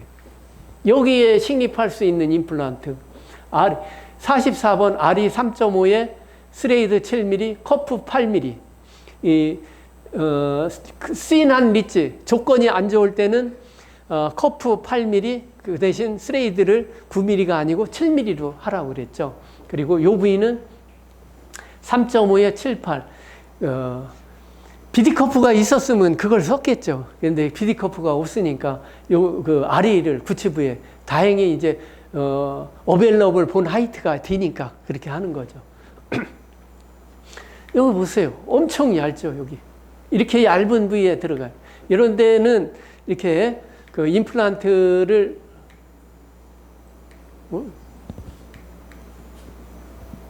아이고 죄송합니다. 요 부위 이렇게 할 때는 이제 오식스 볼륨엑스를 여기다 필히 이렇게 해주라는 거예요. 그래야 그 파이널 레슨 여기가 이렇게 빵빵하게 만들어져요. 보는 코티칼 본의 보는 잘 안 만들어지겠죠. 그러니까 소프티슈라도 빵빵하게 만들고 요 부위가 그렇게 3, 4mm도 안 되는 본이 됐는데 이렇게 요 부위 45번 부위는 더 얇아요. 45번 부위. 그 커스터마이즈 오버트먼트 들어가고 파이널 레스토레이션 들어갔습니다. 그런 부위는 이렇게 오식스 골리식하고 오식스 볼륨엑스를 이렇게 넣는 사진이에요. 예. 예, 파노라마와 CT 이렇게 C난 리지 부위에 커프 여기도 C난 리지 부위에 커프하고 여기 같은 경우는 그 약간 그 레디오페크한 리니어한 부분이 있죠.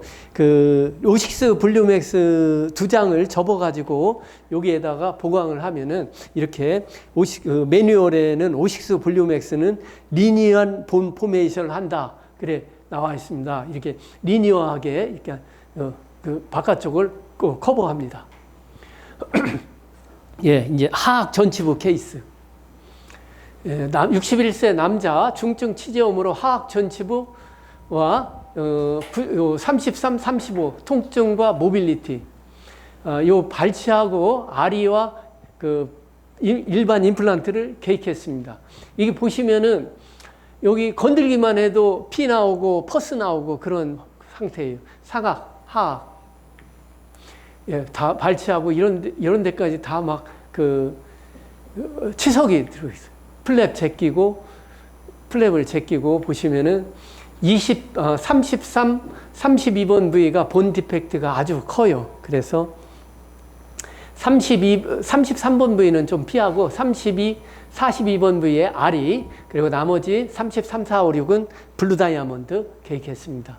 그리고 디렉션 인디케이터 꽂고 파노라마 CT 찍어서 각 부위별로 섹션 해가지고 리딩을 해요. 보시면은 다른 데는 다 중앙으로 본 하우징이 괜찮은데 32번 부위, 링구얼 포퓰레이션이죠. 이런 걸 꼭 짚고 가셔야 돼요. 이런 걸 이제 링구얼 쪽이 아니라 이제 린데만 드릴로 이제 레비알 쪽으로 이렇게 드릴링을 해야겠죠. 그리고 초기 고정이 다 잘 나와서 어버트먼트 연결하고 본 디펙트 부위 아주 컸죠. 이런 부위에는 그 PRP, 저는 PRP를 99년도부터 해가지고 지금까지 한 25년 동안 써오는데 하루에도 한 뭐 두세 번 이렇게 돌려요. 그러면은 이 PRP 하면은 이렇게 본이 이렇게 각계 전투하는 게 아니고 이렇게 눈뭉치처럼 뭉쳐져요. 그런 걸 이렇게 본 디펙트 부위에 딱 얹어주고 멤브레인 해주고 그러면은 잘 생겨요, 아주. 제가 25년 동안 이러한 PRP 이걸 쓰면서 너무나도 큰 무기로 사용하고 있습니다. 그래 하고 수처하고 어버트먼트 다 연결했죠. 그리고 임시치아. 이분은 교직에 계신 분으로 바로 임시치아를 해드리니까 다음 달 수업하시는데 아무 지장이 없고 블리딩 여기 뭐 스웰링도 거의 12주 후에 이렇게 기성 어버트먼트 연결한 뒤에 이렇게 잇몸이 아주 건강하죠. 그리고 픽업 인상 뜨고. 커스터마이즈 어버트먼트 연결하고 파이널 레스토레이션. 파이널 레스토레이션도 이렇게 이제 3피스로 했어요. 이제 예전에는 막 무조건 묶는 게 좋다고 해가지고 했는데 별로 그거 안 좋더라고요. 그래서 항상 이게 3개까지도 안 묶고 3개일 때는 싱글 하나, 2개. 여기 보면은 6, 7번, 4, 5번 전치부. 그래 해서 이 잇몸이 보세요. 수술하기 전에 이 건드리기만 해도 블리딩 되고 퍼스 나오고 그러는데 이렇게 아리가 이렇게 타이트한 잇몸을 만들어 준다는 겁니다. 놀랄만하죠. 수술 전에 이런 그 본 디펙트 부위, 이런 골리식하고 이런 아리 임플란트 요 부위를 32번, 42번 부위에 이렇게 보시면 이렇게 그 잇몸 어테티드 진지바와 이런 잇몸의 그 텍스처들이 아주 막 타이트하고 건강하죠. 이렇게 프로빙 해도 요게 BOP 제로 나오고 이런 경우 여기 13번 부위도 한번 볼까요? 13번 부위 여기가요. 그 임플란트 하기 전에는 13번 부위예요. 이 12번 부위보다 훨씬 더 위에 있는데 아리 임플란트 해가지고 이 안에 있는 소프트 티슈를 그라누레이션을 긁어가지고 레비알 쪽으로 넘겨가지고 어버트먼트 이게 임시치아 해서 이게요 파이널 레스토레이션 들어간 이 치아보다 더 좋아져요. 더 좋아져. 하기 전에는 이렇게 안 좋아진 게 아리는 이렇게 기가 막히고 드라마틱하게 만들어준다는 거예요. 그러니까 아리에 간탄하지 않을 수가 없고 대부분 하면은 저는 아리, 전치부에는 아리. 이분은 하악 전치부 77세, 나이도 많죠. 근데 이제 올드 임플란트의 문제, 염증과 그 오버덴처 사용이 불편해. 상하악 무치아. 이게 제가 한 건 아니고 한 7, 8년, 지금 한 8, 9년 전에 이제 다른 치과에서 하고 그 원장님이 몸이 안 좋아서 은퇴하시고 바 타입의 그랬죠. 다행히도 아세스홀을 만들어 놔가지고 아세스홀로 해서 바 타입 제거하고 이것을 다 제거해서 임플란트를 다시 식립하는데 맥가이버 키트 쓰면은요 요거 임플란트 제거하는데 2분도 안 걸려요. 정말 미쳤다 하는 생각이 들어요. 이거 껴가지고요, 요 부위에다 그냥 돌리면은 그냥 10초 만에 그냥 나와요. 이거요, 예전에 하려면은 그 기존에 다른 리무브 키트나 뭐 그런 거 하면은 여러 가지 컴포넌트를 꼈다가 뺐다가 뭐 해가지고 하는데, 이 맥가이버는 딱 껴가지고 시계 반대방향으로 들으면 그냥 나와요. 이게 직경 4.0의 스레이드가 그래도 하방에 4-5mm, 5-6mm 남아있죠. 5-6mm 남아있어도 절대 제거 안 돼요. 절대. 그런데 맥가이버 하면은, 맥가이버 해서 그냥 이걸로 돌리면은 그냥 나와요. 그냥. 너무나도 드라마틱해요. 예, 이 환자분, 드릴링해서 디렉션 인디케이터 꽂고, 파노라마 CT 찍어서 각 부위별 34,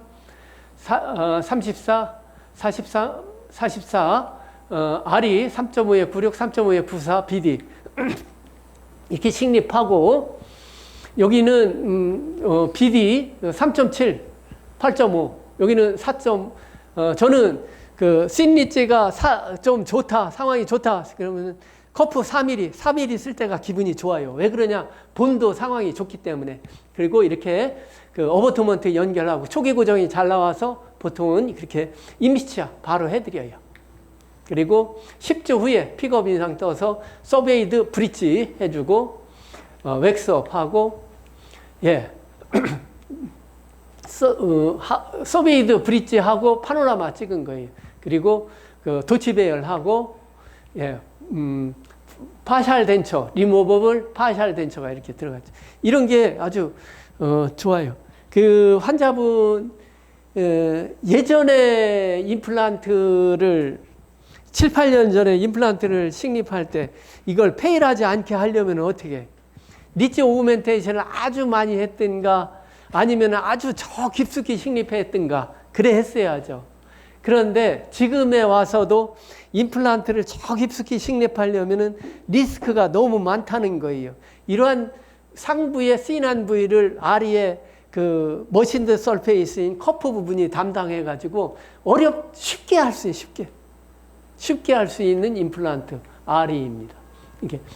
이게 수술 전, 수술 후, 그리고 파이널 들어간 사진. 이 환자분은 다른 치과에서 하악에 계속 틀니만 사용하셨어요. 거의 한 7, 8년 쓰셨죠. 근데 위에 대합치가 이렇게 자연치하고 임플란트는 하악이 견디겠어요? 견딜 수가 없어요. 그래서 이 리치가 너무 얇다. 그래서 식립할 수 없다. 저희 치과, 우리에게는 정말 알이 커다란 무기가 있잖아요. 수술하기 전에 3346, 4346 이렇게 시뮬레이션하고 디렉션 인디케이터 꽂고 파노라마와 CT 찍어가지고 각 부위별로 섹션해서 방향하고 이런 폭을 확인을 하죠. 그런데 이제 33번 부위, 리치 폭이 3, 4mm 해가지고 길어요. 이런 데는 이렇게 36번, 46번 부위는 리치 폭이 블루 다이아몬드 식립 가능하고 33사, 43사는 폭이 부족해서 R이 33번 부위 특히 안 좋았죠. 직경 3.5에 7, 안 좋은 경우는 커프 8mm로 간다고 그랬죠. 그래서 이렇게 디렉션 인디케이터, 파노라마, 파이널, 여기서 커프, 여기서 스레이드 7mm, 커프 8mm. 예. 그리고 초기 고정 다 잘 나와요. 임시차 바로 다 해드려요. 그리고 12주 후에 ISQ 측정했더니 다 60 이상이 나와요. 아주 뛰어나죠. 근데 예전에 임플란트는 깊이 이렇게 하면은 아리가 아닌 거 너무 아파요. 통증이. 교합구경 측정하고 바이트 레기스트레이션 하고 커스터마이즈 어버트먼트 해서 파이널 레스토레이션 여기 연결하고 3피스로 파이널 레스토레이션 들어갔습니다. 예, 술전 12주 후 임플란트 이렇게 나란히 기분 좋고 이런 게 예, 글쎄요. 예, 작품이라고 봐요. 그리고 여기 그 스레이드 길이 7mm, 커프 8mm, 스레이드 7mm, 커프 8mm, 잇몸이 탄탄하고 괜찮죠. 요 부위만 리세션 될까요? 천만에. 여기에다 워낙 얇을 때는 오식스 블루맥스를 좀 첨가를 했어요. 자, 이 부위는 지금은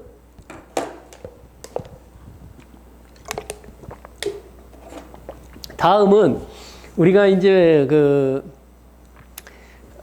어쩔 수 없이 그냥 지내야 하는 환자분들이 많아요. 근데 여기는 이제 임플란트 서포티드 파샬 덴처 66세 남자 전신적으로 건강하고 리치 폭이 충분해요. 그런데 경제적으로 여유가 안 돼서 소수의 임플란트만 식립하고 임플란트를 지대치로 하는 임플란트 서베이드 파샬 덴처를 계획을 했어요.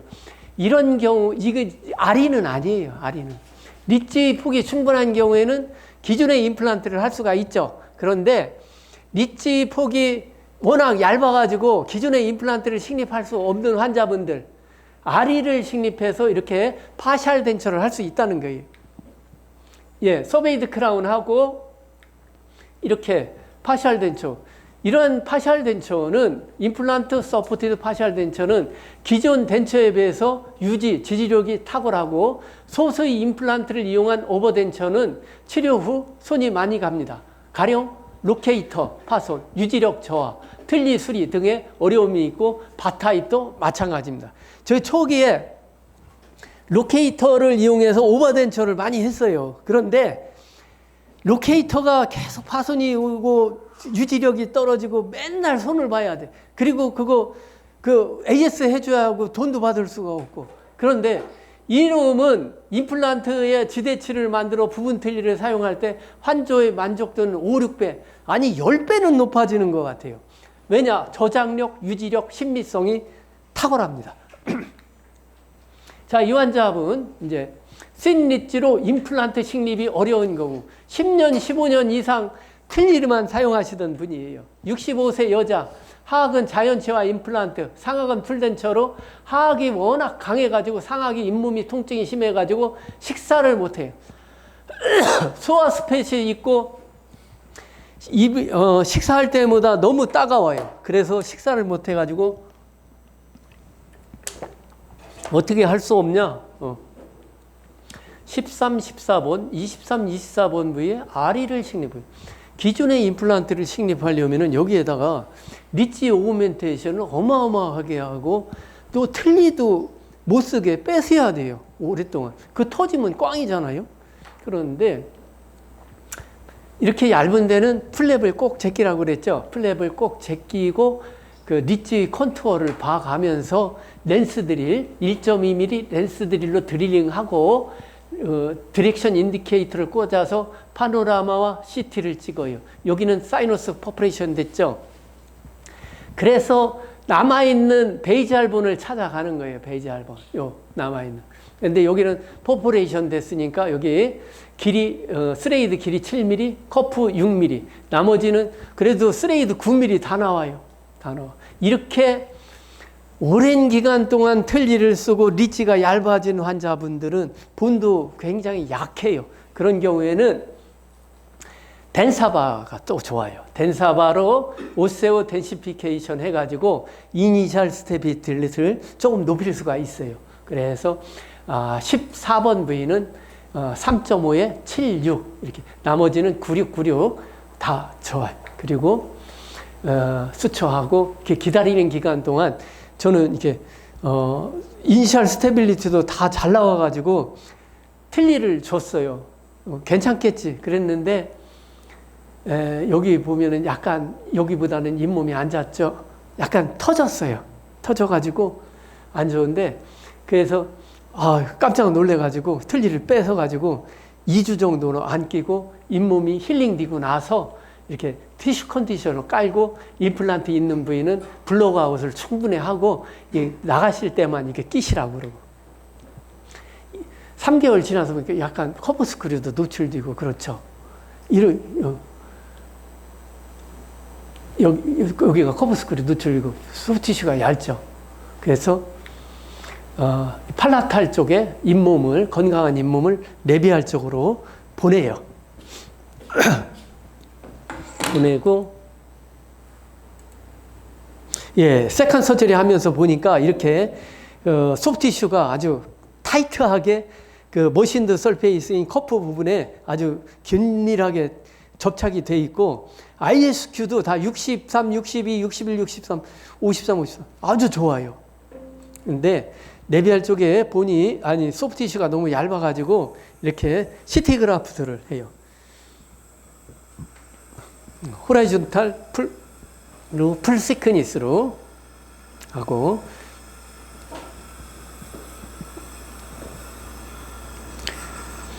파샬로 이렇게 포를 뜨고,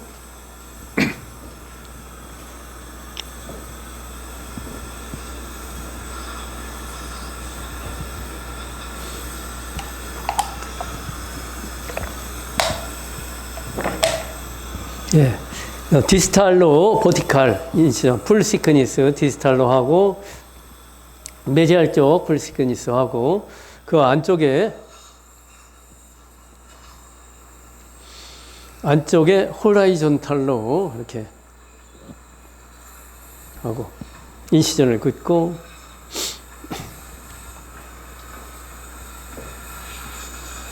예, 그리고 CT를 떼서 이거 하는데 5분이면 다 끝나요. 그러면은 CT 커넥티브 티슈가 이쁘게 이렇게 딱 나오죠. 요걸 이쪽 레비알 쪽에 이렇게 갖다가 놓고, 그쪽에다 이렇게 놓고, 여기다 호라이존탈 여기처럼 호라이존탈 매트리스 수초로 하시면 됩니다. 예, 그리고 수초하고, 예, 이쪽에 이렇게 갖다 붙인 거예요. 그리고 3주 후에 하는 게 좋겠더라고요. 픽업 인상 뜨고, 예, 커스터마이즈 오버트먼트, 요 부위 이렇게 노출되었던 그 소프티슈 레비알 이렇게 빵빵하게 이렇게 만들어줬어요. 그리고 예, 서베이드 크라운 하고 플리퍼 들어가고, 이렇게 이제 가령 파샬 덴처를 위한 지대치를 할 때 저는 예전에 이제 PFM을 주로 했었죠. 그런데 치핑이 일어나고 리텐션도 많이 떨어져서 요즘은 거의 그 풀지르로 하고, 이런 게 이제 레스트나 이런 괜찮아요. 아주 좋아요. 그리고 플리퍼를 꼭 만들어 달라고 그러세요. 플리퍼 하는데 한 5만 원도 안 들어요. 요 플리퍼를 꼭 만들어야 이것을 커넥션을 하고 그냥 보낼 수는 없잖아요. 이렇게 연결을 해가지고 가시는 거예요. 이게 없으면은 그냥 가시든가, 안 그러면은 이것도 다 떼가지고 기존에 사용하던 틀니 끼고 가셔야.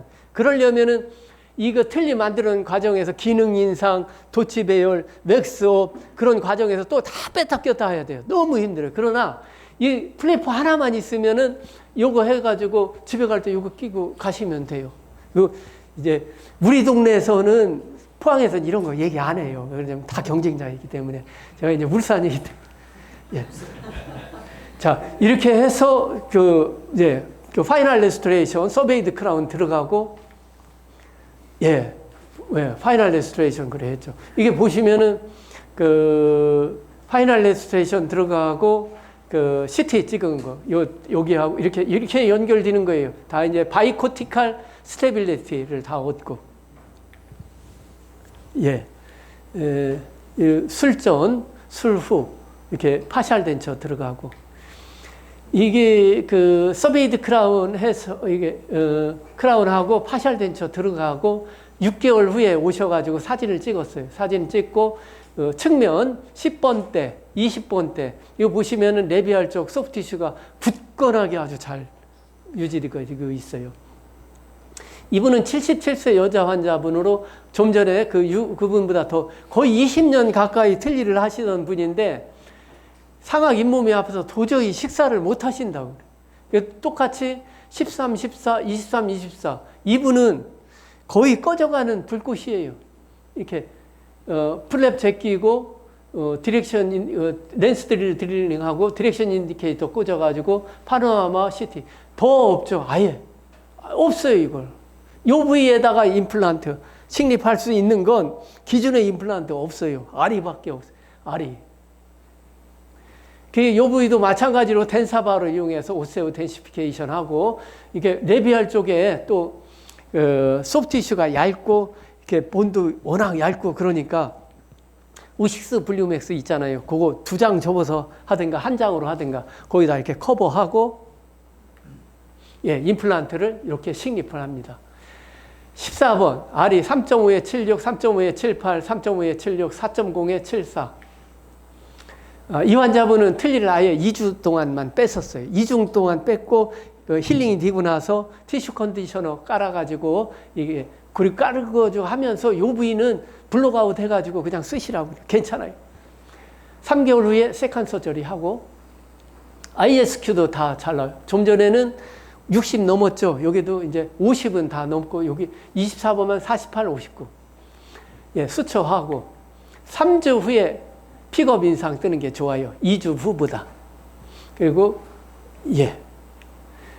바이트 픽업 인상하고 그 바이트 레기스트레이션 하고 커스터마이즈 서웨이드 크라운 해서 꼭 플리퍼 만들어서 이렇게 연결하고 집에 가실 때는 플리퍼 끼고 레비알 쪽에 이렇게 소프티슈 잘 타이트하게 있고 이 부위가 이렇게 임플란트가 식립돼서 20년 동안 틀니만 어렵게 쓰시던 까탈스러운 그 77살의 그 사모님이 이제는 그 임플란트 이렇게 들어가고 틀니가 도치배열하고 틀니가 이렇게 들어가고 예, 식사를 너무 잘 하시니까 그렇게 중간에서 그렇게 까탈스럽게 하고 굉장히 까칠하고 그러시더니 이렇게 들어가고 나서는 아주 고맙다고 예, 다독이고 가더라고요.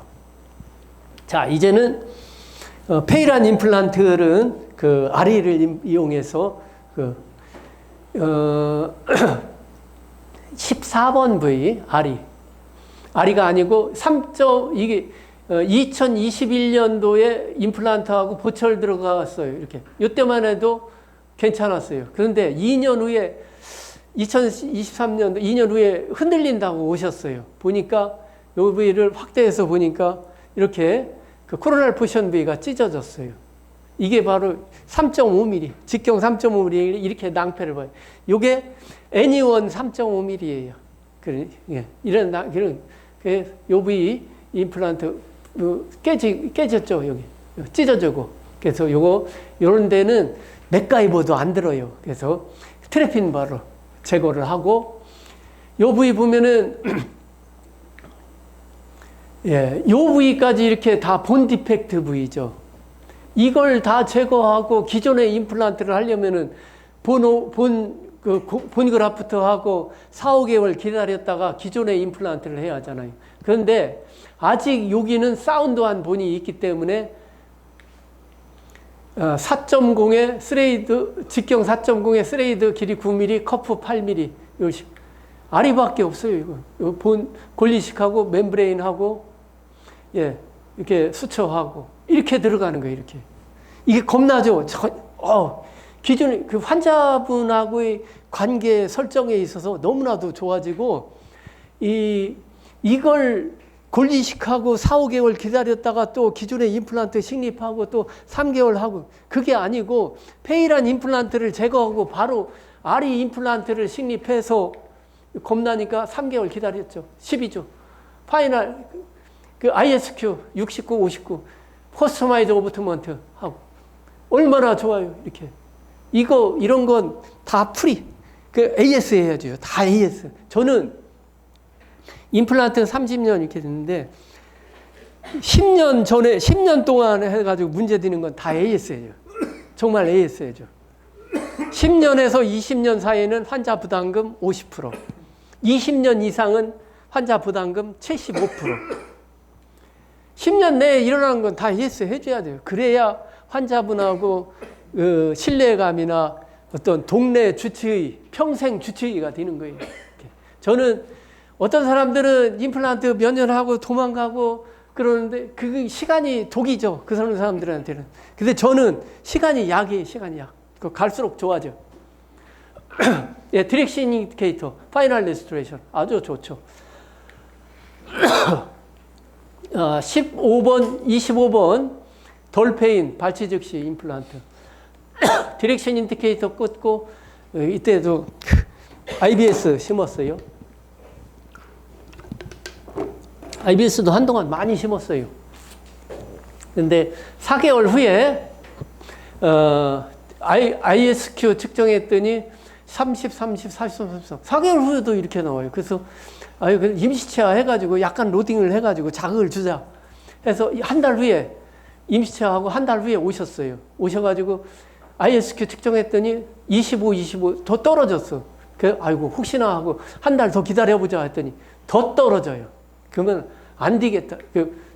보니까 이 안에서 본리 접전이 더 생겨. 이거 안 돼.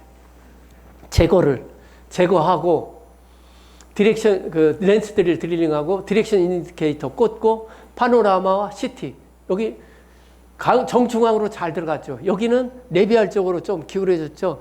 린데만 드릴로 팔라탈 쪽으로 좀 기울여서 해야겠죠. 이걸 제가 이렇게 RE 임플란트 직경 4.0에 96 이 사운드한 번호로 들어간 거예요. 컨타미네이션 되고 이런 데는 다 데브리망하고 요 위에 골리식하고 약간의 골리식을 하고 골리식하고 RE 임플란트를 식립하고 초기 고정 잘 이루어져. 겁나니까 3개월 기다렸죠. 3개월 기다려서 ISQ 측정했더니 다 60 넘어서 굿 좋아요. 이거 보세요. 잇몸이 얼마나 좋아요. 이런 데가 깨끗하니 아주. 파이널 레스토레인트 들어가고 이렇게 이게 들어가기 전에 이놈을 해결할 수 있는 놈은 R이라는 거예요. R이. 예, 마지막 케이스입니다. 이 환자분은 22번 임플란트 다른 데서 식립해 온 건데 다른 부위는 다 저한테 한 건데 이거 어디에서 또 잠깐 식립하고 왔어요. 근데 22번 부위가 모빌리티가 있고 다 내려와. 그래서 발치 즉시 임플란트 식립하고 이런 데 보면 다 R이에요. 다 R이. R이. 예, 요 다 흘러내서 제거하고 요 부위는 제가 2012년도에 임플란트를 식립하고 이것도 이제 티슈 레벨이죠. 티슈 레벨 이때도 했었죠. 여기에 이제 합성고를 했는데 22년도 그러니까 지금 12년 지나도 합성골은 골이 안 돼요. 그냥 그 볼륨만 유지하는 거죠. 그래서 이 시전은 여기다 이렇게 걷죠. 그래가지고 예 그리고 요거 제거하는 것도 맥가이버로 제거하는 거 이건 10초면 제거가 돼. 왜 여기 스레이드가 2-3개 정도 노출이 돼가지고 제거하고 여기 다시 심어주자. 여기는 워낙 본 디펙트가 심하니까 23, 45 베이잘 본 쪽은 위스가 충분해요. 이렇게 디렉션 인디케이터 꽂고. 근데 23번 부위가 안에서 너무 허당이야. 그래서 여기는 안 되겠다. 초기 고정이 안 이루어져. 그래도 22번 부위 흘러내려도 저 안에서는 염증에 대한 방어 기전으로 좀 본이 댄스하겠다. 안에서는 좀 댄스해요. 그래서 보시면은 본 디펙트가 이렇게 안에까지 들어가도 이렇게 요 엄청 크죠. 커프 8mm 이렇게 임플란트 이렇게 식립하고 초기 고정 다 잘 나오고 그리고 만약에 이러한 레비알 쪽이나 팔라탈 쪽에 본 크레스트나 이런 부위들이 육안으로 확인이 안 되고 저 밑에 내려가 있다. 그럴 때에는 잇몸의 마운터의 넥 부분이 잇몸에 오게 그렇게 하시면은 보철할 때 괜찮아요. 예, 요 부위에 PRP 해가지고 리치 오그멘테이션을 하고 예, 오식스 블루맥스 넣고 이렇게 넣고 또 PRP 멤브레인도 빵빵하게 해줘서 이렇게 수초하고 초기 고정 다 잘 나오니까 임시차 해주고 임시차 할 때는 이런 부위는 좀 굳히부니까 약간 이거 없는 것보다 낫죠. 약간만 띄워서 해줘요. 예, 그래하고 파이널 임플란트 식립되고 22번 부위 3.5에 98, 24번 4.0에 94, 94. 예, 2주 후 보시면은 다 괜찮았는데 24번 부위 여기 잇몸이 조금 약간 마음에 안 들어. 이게 왜 그랬냐? 22번 부위는 이렇게 굉장히 안 좋았었는데도 22번 부위는 이렇게 여기에 잇몸이 있는데도 이렇게 아직 잘 됐어요. 그래도 바탕이 잘 돼요. 왜냐? 팔라탈졸 인시전을 여기서는 22번 부위는 인텍트한 사운드한 잇몸을 많이 끌고 가고 여기서는 작았다는 거예요. 그래서 지금 요걸 다시 복귀한다면은 인시전을 여기서 이렇게 해가지고 팔라탈 쪽에서 좀 더 많이 가가지고 이놈을 살려주겠죠. 예, 픽스처 들어가 있고 이건 수술 전 수술하고 어버트먼트 이제 기성 어버트먼트 연결해서 임시치하고 12주 후에 ISQ는 다 잘 나와 60 이상. 그리고 픽업 인상 떠서 커스터마이즈 어버트먼트 하고 파이널 레스토레이션 들어가는데 요때도 이렇게 다 안 묶어요. 이렇게 스립 여기 브릿지 하고 요 싱글 하고. 예. 픽스처의 스레이드 부분이 본 하우징을 아주 잘 이루어져 있고 아까 그런 부위는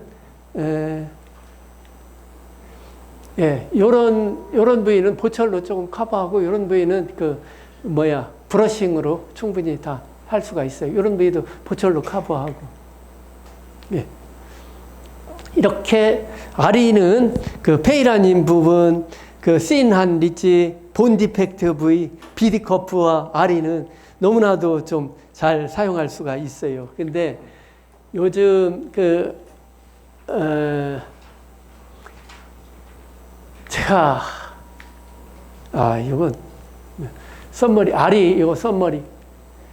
예, 치조골이 흡수된 아토로픽 리치 대신에 흡수되지 않은 기저골 베이잘본의 아리를 식립함으로써 강력한 초기 고정력과 골 융합력을 얻을 수 있습니다. 그래서 치축된 치조골의 본 볼륨 회복술 없이도 간단한 수술로 식립이 가능합니다. 리치 오그멘테이션 없이 식립함으로 간단한 전체 기간이 4분의 1로 축소가 되죠. 커프 에리아, 소프티슈 프렌들리 디자인으로 이런 페리 임플란타이티스 예방과 관리에 유리한 설페이스고 페리 임플란타이티스의 확실한 예방, 러프한 설페이스가 잇몸 하방 깊숙이 위치하여 구강세균에 노출될 가능성을 현저히 낮춰줍니다. 아리 임상 포인트 요거 하실 때 꼭 디렉션 인디케이터 꽂고 파노라마와 CT 찍어가지고 확인하면서 돌다리를 두드려가면서 가시라는 거고 요건 드릴링, 파이널 드릴 이렇게 사용하시고 픽스처 탑의 위치는 그렇게 말씀드려 있죠. 이렇게 하시고 그리고 이제 그제 수술한 환자 보시면 저는 요 상악 거의 다 이제 제가 상악에 23에서 모빌리티 있고 아프고 그렇죠. 이게 보철은 안 들어가고 그제 수술한 환자예요. 그냥 이렇게 디렉션 인디케이터 꽂고 임플란트 식립하고 어버트먼트 연결해서 임시차 이렇게 해주고 풀로 그냥 바로 해줘요. 예, 여기 보시면은 참 이건 아리 비디커프예요. 다 비디커프. 요것만 패스가 약간 디스탈라이제이션 했으면 좋았는데 그냥 괜찮아. 이렇게 요즘 예전에는 기선의 임플란트 블루 다이아몬드나 애니원이나 그렇게 했는데 요즘은 거의 다 손이 이쪽으로 와요. 아리하고 비디커프. 왜 그러냐? 생물학적 바이올로지를 생각하고 임플란트 로지스트 유명한 데이터 닥터 링케비슈스나 닥터 볼비키나 어떤 그런 사람들이 이미 데이터나 어떤 논문이나 그런 부분들이 이걸 입증하고 있잖아요. 생물학적 폭경을 이러한 머신드 설페이스가 해가지고 롱텀하게 본 로스를 제로를 만든다는 거. 그래서 저는 거의 이제 아마도 2, 3년 안에는 임플란트계의 판도가 이쪽으로 바뀌지 않을까 그렇게 생각합니다. 예, 예, 예. 저는 이게 철인을 한 지 벌써 한 20여 년 가까이 된 것 같아요. 매일 아침에 일찍 일어나가지고 운동하고 땀 흘리고 샤워하고 치과를 가면은 에너지가 솟고 치과에서 원장님들 마취하면서 환자가 아프다고 할 때 참으세요. 뭐 그런 거. 화이팅 해봤어요. 화이팅. 그 환자분한테 자 화이팅 하세요. 이렇게 그렇게 하면은 내 에너지가 환자분한테도 전달이 되고 치과 분위기도 바뀌고 그리고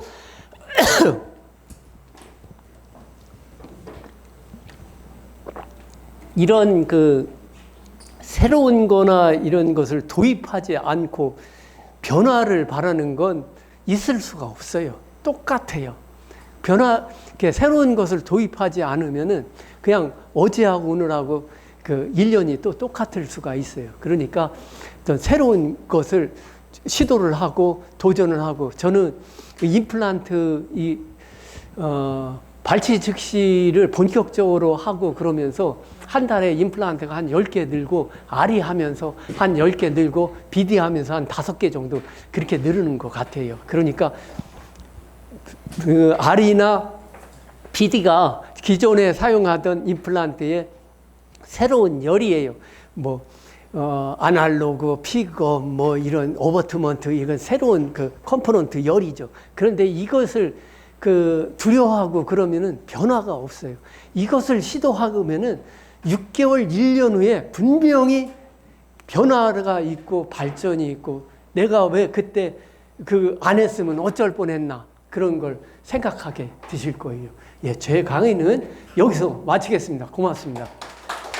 예, 아리나 비디커프 질문하실 거 있으면 말씀하십시오. 예. 심리 토크가 예. 사이에서 심리 토크 어느 정도 되면 바로 시야를 해주시죠? 45N 정도 되면은 합니다.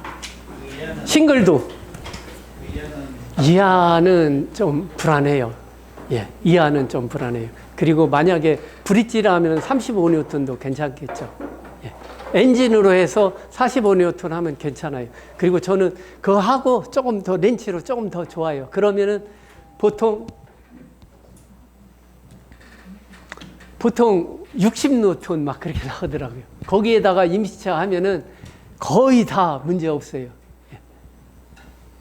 예, 원장님. 3.5 파이하고 4.0 알이 심어주셨는데 그게 예. 그렇게 골프기 있으면 좀 더 넓은 걸 심으시려고 하시는 거죠. 3.5, 4.0 직경 4.0. 예, 예. 조금 근데 약간 이제 조기 고정이 좀 약하면 예. 3.5를 심으시다 4.0 쪽 괜찮아요. 하시십니까? 아니면 딥스레이드 쪽으로 이렇게 조립을 하시죠? 거의 저는 알이 저는 거의 다 딥스레이드 써요. 딥스레이드만 거기 쓰십니까? 예, 예. 거의 다 딥스레이드 쓰고 3.5가 약간 초기 고정이 약하다 싶을 때는 4.0으로 이렇게 좀 확대해서 하죠. 고정이 말씀하신 건 3.5로 딥스레이드 3.5로 예, 예, 예. 왜 그러냐면은 레귤라보다 딥스레이드가 좀 더 느낌이 좋고 컨택 서페이스도 더 넓고 그 차고 들어가는 힘도 좋고요. 예. 알이 하시고 있어요? 예. 아, 예. 오늘 예. 고정이 약한 적이 있었는데 임시차는 이거라서 만들어줄 텐데 예. 그 파일을 올리니까 그러니까 딥스레이드를 가볼까 이제 좀 딥스레이드로 하십시오. 딥스레이드로 하고 파이널 드릴을 한 단계 낮은 걸로 하면은 잘 차고 들어가요. 그는. 감사합니다. 예. 예, 또 다른 저 아리 이거 하면서 정말 감탄이에요, 감탄. 정말 아리가 없었으면 어쩔 뻔. 그래. 지금 그건 거의 다 아리. 예. 먼저 질문이 예. 어쨌든 임플란트 고정이 밑에 하부 스레드 부분에서만 이제 고정을 넣는 거지 않습니까? 예. 그렇다면 식립이 되게 아래쪽으로 되게 되고 주로 전치부에 확충입이 되었던데 결국 우리가 교합력을 받는 방향이랑 심리 방향이랑 수직적이지 못하면은 지속적인 교합력을 받게 되면은 예. 어쨌든 우리가 벡터를 받는 방향이 예. 길어지는 크라운 루트 레이시오 말씀하시는데 보통 크라운 루트 레이시오가 이렇게 자연치아에서는 1대2 이렇게 괜찮고 임플란트에서는 2대1까지 허용을 해요. 그런데 우리가 이제 그 이론적으로 생각하면 안 돼요. 그 보면은 크라운 루트 레이시오가 그 임플란트에서는 괜찮더라고요.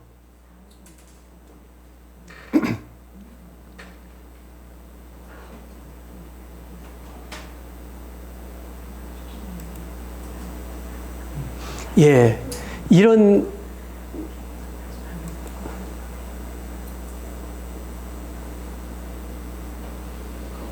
이런 부위 보면은 여기 보면은 크라운 루트 레이시오가 이게 3대1, 4대1 이렇게 되잖아요. 근데 가끔씩 저런 임플란트에 넥이 부러져서 오는 케이스를 보긴 하거든요. 그 경우에 만약에 제가 저렇게 깊이 식립된 경우에 저희가 이제 해결하는 방법에 대한 고민도. 근데 이게 지금 이제 원바디거든요.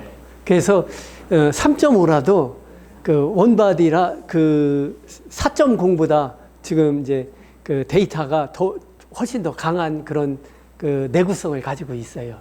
그런 건 걱정하지 마세요. 부러지지 않는다. 부러지면은 저 멱살 잡으러 오세요. 전혀 걱정.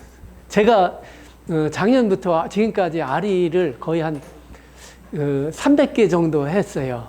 그런데 갈수록 감탄이에요. 그러면은 어떠한 임플란트건 해가지고 안 부러지겠어요? 그게 아리가 부러질 정도라면은 그런 건 걱정하지 마세요. 그리고 이렇게 그 바이콘 임플란트도 지금까지 글쎄요 프랙처도 원바디라 그런지 프랙처가 없어요. 롱텀하게 잘 유지가 되고 있어요. 그래서 그런 걱정 절대 하지 마세요. 그리고 만약에 그거 하면은 제가 그 알이 프랙처 가지고 오면은 1억 드릴게요. 1억.